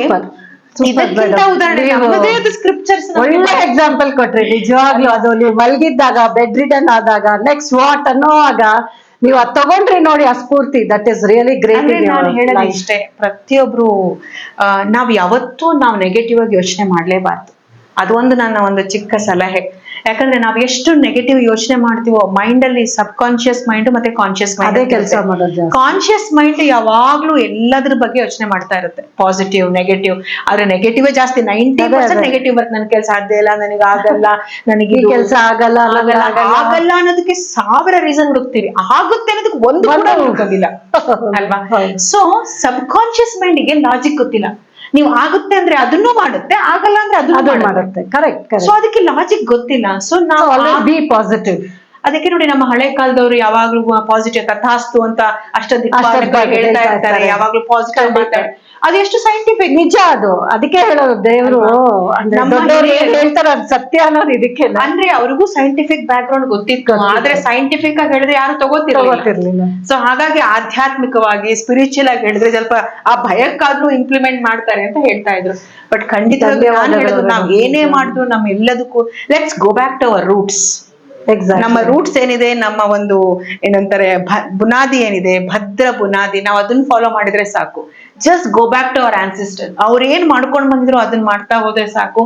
ಅಲ್ಟಿಮೇಟ್ಲಿ ನಾವೆಲ್ಲ ನಮ್ಮ ಕೆಲಸ ಇರ್ಬೋದು, ನಮ್ಮ ವೃತ್ತಿ ಇರ್ಬೋದು, ಪ್ರವೃತ್ತಿ ಇರ್ಬೋದು, ನಾವ್ ಏನ್ ಮಾಡಿದ್ರು ಅಲ್ಟಿಮೇಟ್ಲಿ ಮಾಡೋದು peace of mind. Peace of mind. Exactly. ಆ ಪೀಸ್ ಆಫ್ ಮೈಂಡ್ ಬೇಕು ಅಂದ್ರೆ peace of mind in the sense internal satisfaction. Internalise ಆಗ್ಬೇಕು ನಾವು. ಸ್ಯಾಟಿಸ್ಫ್ಯಾಕ್ಷನ್ ಆಗ್ಲೇಬೇಕು. ಅವಾಗ್ಲೇ ನೀವು ಖುಷಿಯಾಗಿರ್ತೀರಾ, ಹೆಲ್ತ್ ಇಂಪ್ರೂವ್ ಆಗತ್ತೆ. ಖಂಡಿತ. ಇವಾಗ ತುಂಬಾ ಜನ ನಾನ್ ನೋಡ್ತಿರೋದು ಎಲ್ಲ ಎಕ್ಸ್ಟರ್ನಲೈಸ್ ಆಗ್ತಿದ್ದಾರೆ. ಎಲ್ಲ ಹೊರಗಿನ ಪ್ರಪಂಚ, ಹೊರಗಿಂದು ಲುಕ್ರೇಟಿವ್. ತಪ್ಪಿಲ್ಲ, ಯಾಕಂದ್ರೆ ಆ ತರ ಲುಕ್ರೇಟಿವ್ ಆಗಿದೆ ಪ್ರಪಂಚ. ಆ ಒಂದು ಧಾವಂತದಲ್ಲಿ ನಮ್ಮನ್ನ ನಾವು ಮರೆತು ಬಿಟ್ಟಿದ್ದೇವೆ. ಸೊ ಭಗವಂತ ಅದಂದ್ರೆ ನಮ್ಮ ರಾಮಾಯಣ ತಗೊಳ್ಳಿ, ಮಹಾಭಾರತ ತಗೊಳ್ಳಿ, ಭಗವದ್ಗೀತೆ ತಗೊಳ್ಳಿ, ಏನ್ ಹೇಳುತ್ತೆ? The only way outward is being inward ಅಲ್ವಾ? ಸೊ ನೀವು ನಿಮ್ಮ ಒಳಗಡೆ ನೀವು ಹೋಗಿದ್ರೆ ಎಲ್ಲದಕ್ಕೂ ಉತ್ತರ ಸಿಗುತ್ತೆ. ಸೊ ಆ ಇಂಟರ್ನಲ್ ಅಷ್ಟು ಸುಲಭ ಅಲ್ಲ ಅದು ಇಂಟರ್ನಲೈಸ್ ಆಗೋದು. ಯಾಕಂದ್ರೆ 2 ನಿಮಿಷ ಕಣ್ಣು ಮುಚ್ಚಿ ಕೂತ್ಕೊಳ್ಳಿ. Meditation is a big word ಅಲ್ವಾ? ಮೆಡಿಟೇಷನ್ ಅಂದ ತಕ್ಷಣ ಏನ್ ಅನ್ಕೊಂಡ್ಬಿಡ್ತಾರೆ, ಅದು ಕಣ್ಣು ಮುಚ್ಕೊಂಡು ಓಡ್ದೊಂದು ಅದೊಂದು ಅಲ್ಲ. Just close your eyes, connect with yourself. So ನಾನ್ ಅನ್ಕೊಳ್ಳೋದು, ನನ್ನ ಪ್ರಕಾರ ಸಕ್ಸಸ್ ಅಂದ್ರೆ ಯಾರ್ಯಾರನೋ ಅನುಕರಿಸಿ ಏನೇನೋ ಮಾಡುವಂತದಲ್ಲ. Becoming a better version of your own self is a success. Super. So I always say thank you so much. Really, difference between ordinary and extraordinary is when your signature converts into autograph. Wow, signature great word. This is really a great word. Signature ಅಲ್ಲೂ ನಮ್ದೇ ಹೆಸರು, ಹೌದು, autograph ಅಲ್ಲೂ ನಮ್ದೇ ಹೆಸರು. ಖಂಡಿತ. But signature ನಾವ್ ಯಾವ್ದೋ ಡಾಕ್ಯುಮೆಂಟೇಶನ್ ಬಳಸ್ತೀವಿ. ಖಂಡಿತ. ಎಲ್ಲೋ ಹಾಲ್ ಟಿಕೆಟ್ಗೋ, ಎಕ್ಸಾಮ್ಗೋ, paper documents, government documents, bank statement ಅಲ್ಲಿ ಬಳಸ್ತೀವಿ. ಆದ್ರೆ ಆಟೋಗ್ರಾಫ್ ಅಲ್ಲಿ ಹಾಕಲ್ಲ. ಆಟೋಗ್ರಾಫ್ ಯಾವಾಗ? ಸೂಪರ್. ಆರ್ಡಿನರಿ ಇಂದ ಎಕ್ಸ್ಟ್ರಾರ್ಡಿನರಿ ಆದಾಗ. Well said, well said. So to become an extraordinary person, to be successful in life, just internalize yourself. Be positive. ಯಾವಾಗಲೂ ಸಕಾರಾತ್ಮಕವಾಗಿ ಯೋಚನೆ ಮಾಡೋಣ. ಸಕಾರಾತ್ಮಕವಾಗಿ ಥಾಟ್ ಬಂತು ಅಂದ್ರೆ, ಯಾವಾಗ ಥಾಟ್ ಪಾಸಿಟಿವ್ ಇರುತ್ತೋ ಆಕ್ಷನ್ ಕೂಡ ಪಾಸಿಟಿವ್ ಇರುತ್ತೆ. ಯಾವಾಗ ಆಕ್ಷನ್ ಪಾಸಿಟಿವ್ ಇರುತ್ತೋ ರಿಸಲ್ಟ್ ಕೂಡ ಪಾಸಿಟಿವ್ ಆಗಿರುತ್ತೆ. That's what I believe. Super. ವೀಕ್ಷಕರೇ ನೋಡಿದ್ರ ಹೆಂಗೆ ಅವರು ಪಾಸಿಟಿವ್ನೆಸ್ ತುಂಬಿಸ್ತಾ ಇದ್ದಾರೆ ಅಂದ್ರೆ, always be your self, love your self ಅಂತ ಹೇಳಕ್ ಇಷ್ಟಪಡ್ತೀನಿ. ಸೊ ಇಷ್ಟೊತ್ತು ನಮ್ ಜೊತೆ ನಿಮ್ಮ ಅನಿಸಿಕೆಗಳನ್ನು ನಮ್ಮ ಜೊತೆ ಹಂಚಿಕೊಂಡಿದ್ದೀರಾ. ನಮ್ಮ ಚಾನೆಲ್ ಕಡೆಯಿಂದ ನಿಮ್ಗೊಂದು ಚಿಕ್ಕ ಸನ್ಮಾನ ಮೇಡಮ್. Thank you sir. ವಾಹ್, ವಾಟ್ ಎ ಬ್ಯೂಟಿಫುಲ್ ಮೆಸೇಜಸ್. ನಿಮ್ಮ ಸಂದೇಶ, ನಿಮ್ಮ ಒಂದು ಅನುಭವ. ನೀವು ವೀಣೆ ಅಲ್ಲ, ಪ್ರವೀಣೆ. ಯಾಕೆಂದ್ರೆ ಸಾಧಾರಣವಾಗಿ ನಾವೆಲ್ಲ ಸಂದರ್ಶನಗಳಲ್ಲೂ ನೋಡ್ತಾ ಇರ್ತೀವಿ, ನಮ್ಮ ಬಗ್ಗೆ, ನಾವು ಮಾಡಿರೋ ಸಾಧನೆಗಳ ಬಗ್ಗೆ ಮಾತ್ರ ನಾವು ಹೇಳ್ತಾ ಇರ್ತೀವಿ ಹೊರತು, ನೀವು ಪ್ರತಿಯೊಂದು ಹಂತದಲ್ಲೂ ಸಂದೇಶಗಳನ್ನ ಜಾಗೃತಿ ಮೂಡಿಸುವಲ್ಲಿ, ಎಲ್ಲ ವಿಭಾಗಗಳಲ್ಲೂ ಜಾಗೃತಿ ಮೂಡಿಸುವಂತಹ ಸ್ತ್ರೀ ಶಕ್ತಿ, ಮಹಾಶಕ್ತಿ.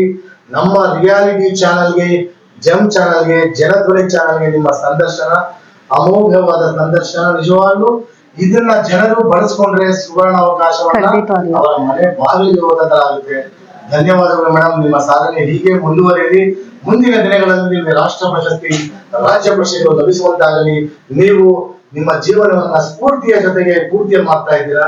ಅದ್ಭುತವಾಗಿರಲಿ ನಿಮಗೆ ಹಾಗೂ ನಿಮ್ಮ ಕುಟುಂಬ ವರ್ಗದವರಿಗೆ ನಮ್ಮ ಚಾನೆಲ್ ವತಿಯಿಂದ, ಕರ್ನಾಟಕ ಜನತೆಯ ವತಿಯಿಂದ ಹೃತ್ಪೂರ್ವಕವಾದ ಅಭಿನಂದನೆಗಳು, ವಂದನೆಗಳು ಮೇಡಮ್. ಈಗ ನಮ್ಮ ರಿಯಾಲಿಟಿ ಚಾನೆಲ್ ನ ಪ್ರಮುಖ ಅಸ್ತ್ರವಾದಂತಹ ಶ್ರೀಮತಿ ಗೀತಾ ಚಂದ್ರಶೇಖರ್ ಅವರು ನಿಮ್ಮ ಕಥೆ ಗೀತಾ ಜೊತೆ ಅನ್ನುವ ಒಂದು ಅದ್ಭುತ ಸಂದರ್ಶನದಲ್ಲಿ ನಿಮ್ಮ ಸಂದರ್ಶನ ಮಾಡಿ ನಿಮ್ಗೆ ಒಂದು ಸಣ್ಣ ಒಂದು ಗೌರವವನ್ನ ಕೊಡ್ಬೇಕು ಅಂತ ನಾವೆಲ್ಲರೂ ಅನ್ಕೋತಾ ಇದ್ದೀವಿ. ದಯವಿಟ್ಟು ಅದನ್ನ ಮುಂದುವರಿಸಬಹುದು.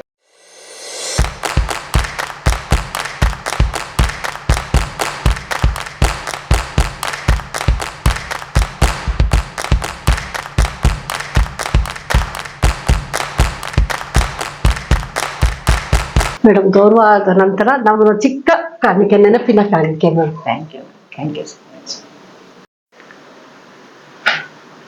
ಮೇಡಮ್. ನನ್ನ ಒಂದು ರಿಯಾಲಿಟಿ ಚಾನೆಲ್ ವತಿಯಿಂದ ಹಾಗೂ ಜಮ್ ಚಾನೆಲ್ ವತಿಯಿಂದ ಹಾಗೂ ಜನಧ್ವನಿ ಚಾನೆಲ್ ವತಿಯಿಂದ, ವಿಕೆ ನ್ಯೂಸ್ ಚಾನೆಲ್ ವತಿಯಿಂದ ಒಂದೇ ಒಂದು ಸಣ್ಣ ಒಂದು ಪ್ರಶ್ನೆ ಕೇಳಬೇಕು ನಿಮ್ಮನ್ನ.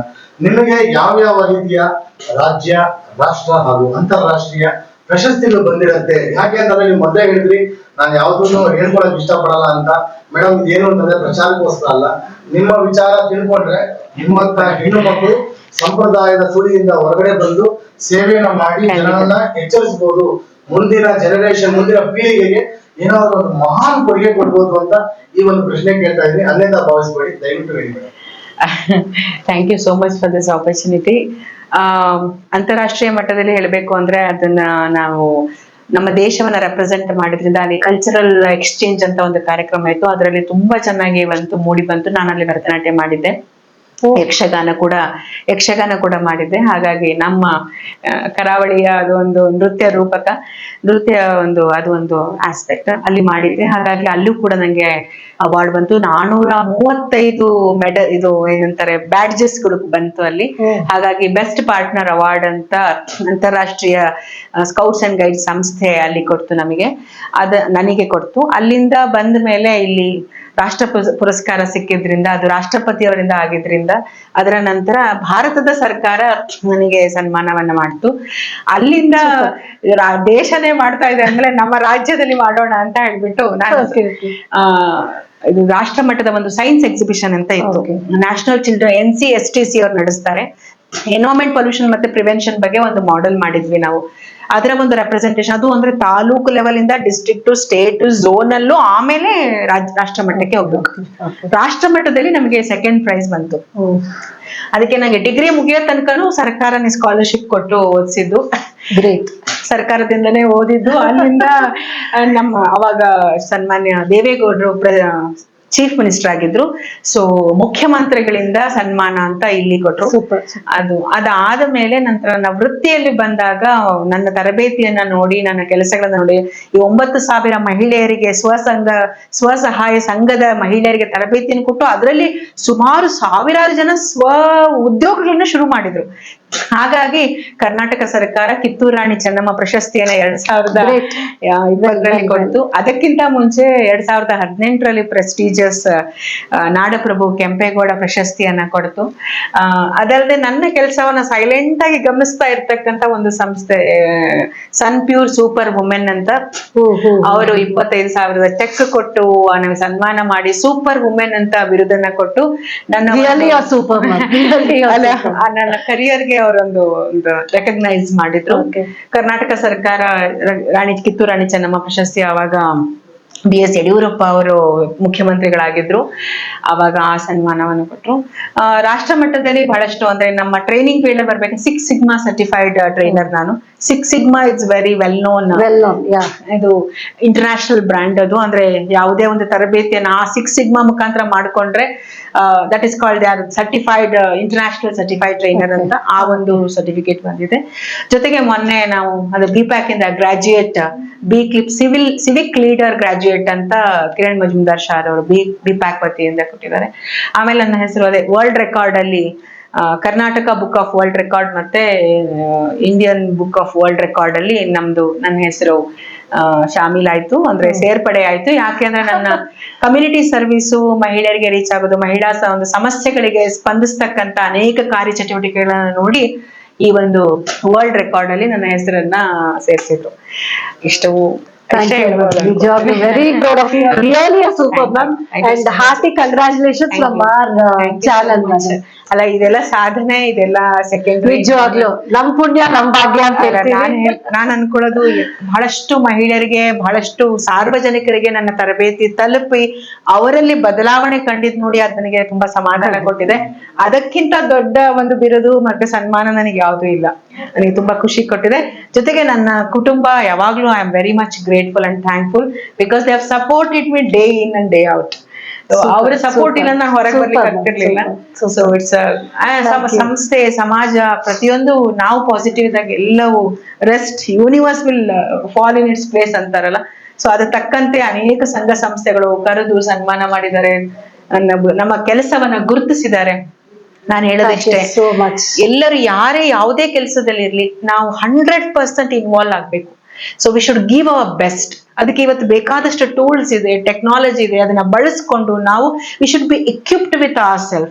We should be self-confident, competent enough to face this world. ಅದಾದಾಗ ಖಂಡಿತವಾಗಿ ಸಕ್ಸಸ್ ಅನ್ನೋದು ಜಾಗಮಾರಿಕೆ ಪಡ್ತಾ ಅಂತಾರಲ್ಲ, ಹಾಗೆ ನಮ್ಮ ಇದರಲ್ಲಿ ಹಿಂದೆ ಇದು ಬರುತ್ತೆ. ನಿಮ್ಮ 2 ಸಂದೇಶ ನಮ್ಮ ಚಾನಲ್ಗೆ. ಎಲ್ಲ ವೀಕ್ಷಕರಿಗೆ ಹೇಳೋದು ಇಷ್ಟೇ, ನಾವು ಪ್ರತಿಯೊಬ್ರು ಒಂದು ಗುರಿ ಅನ್ನೋದು ಇರ್ಬೇಕು ಜೀವನದಲ್ಲಿ. ನಾನು ಏನಾದ್ರೂ ಮಾಡಬಲ್ಲೆ, ಅದು ಯಾವುದೇ ಫೀಲ್ಡ್ ಅಲ್ಲಿ ಇರ್ಬೋದು. ನಾವು ಅನ್ಕೊಳ್ಳೋದು ಅಂದ್ರೆ ಯಾರ್ಯಾದ್ರೂ ನಾವು ನೋಡ್ಬಿಟ್ಟು ಅನುಕರಣೆ ಮಾಡುವ ಅವಶ್ಯಕತೆ ಇಲ್ಲ. ನಮ್ಮಲ್ಲಿ ಯಾವ ಸ್ಟ್ರೆಂತ್ ಇದೆ ಅಂತ ನೋಡ್ಬೋದು. ಲಿಂಗ್ವಿಸ್ಟಿಕ್, ಲಾಜಿಕಲ್, ಆರ್ಟಿಸ್ಟಿಕ್, ಮ್ಯೂಸಿಕಲ್, ಬಾಡಿಲಿ, ಇಂಟ್ರಾ ಪರ್ಸನಲ್ ಇಂಟೆಲಿಜೆನ್ಸ್ ಅಂತ ಹೇಳ್ತೀವಿ. ಈ 7 ಇಂಟೆಲಿಜೆನ್ಸ್ ಅಲ್ಲಿ ಯಾವ್ದಾದ್ರು ಒಂದು ಇರ್ಬೋದು. ಅದು ಒಂದು ಕಲೆ ಇರ್ಬೋದು, ಆರ್ಟ್ ಇರ್ಬೋದು, ಮ್ಯೂಸಿಕ್ ಇರ್ಬೋದು, ಡಾನ್ಸ್ ಇರ್ಬೋದು, ಮಾತನಾಡುವ ಕಲೆ ಇರ್ಬೋದು, ಸ್ಪೋರ್ಟ್ಸ್ ಇರ್ಬೋದು, ನೀವು ಕೊನೆಗೆ ಅಡುಗೆ ಮಾಡೋ ಕಲೆ ಇರ್ಬೋದು. ಯಾವುದೇ ಅದು ಒಂದು ಕಲೆ ನೋಡಿ. ಬರೀ ಅಡುಗೆ ಅನ್ನಲ್ಲ, ನಾವು ಅಡುಗೆ ಕಲೆ ಅಂತೀವಿ, ಅದು ಒಂದು ಕಲೆ. ಇವತ್ತು ಅಡುಗೆಯಿಂದನೇ ಅಂತಾರಾಷ್ಟ್ರೀಯ ಮಟ್ಟಕ್ಕೆ ಹೋದವರು ಎಷ್ಟು ಜನ ಇದ್ದಾರೆ ಅಲ್ವಾ? ಕೋಟಿಗಟ್ಟಲೆ ದುಡಿಯೋರು ಇದ್ದಾರೆ ಅಲ್ವಾ? ಸೊ ದುಡ್ಡೇ ಸರ್ವಸ್ವ ಅಲ್ಲ, ಸ್ಕಿಲ್ ಅನ್ನೋದು ಇಂಪಾರ್ಟೆಂಟ್. ಆ ಸ್ಕಿಲ್ಸ್ ನ ನಾವು ಡೆವಲಪ್ ಮಾಡ್ಕೊಂಡ್ರೆ we will be competent enough.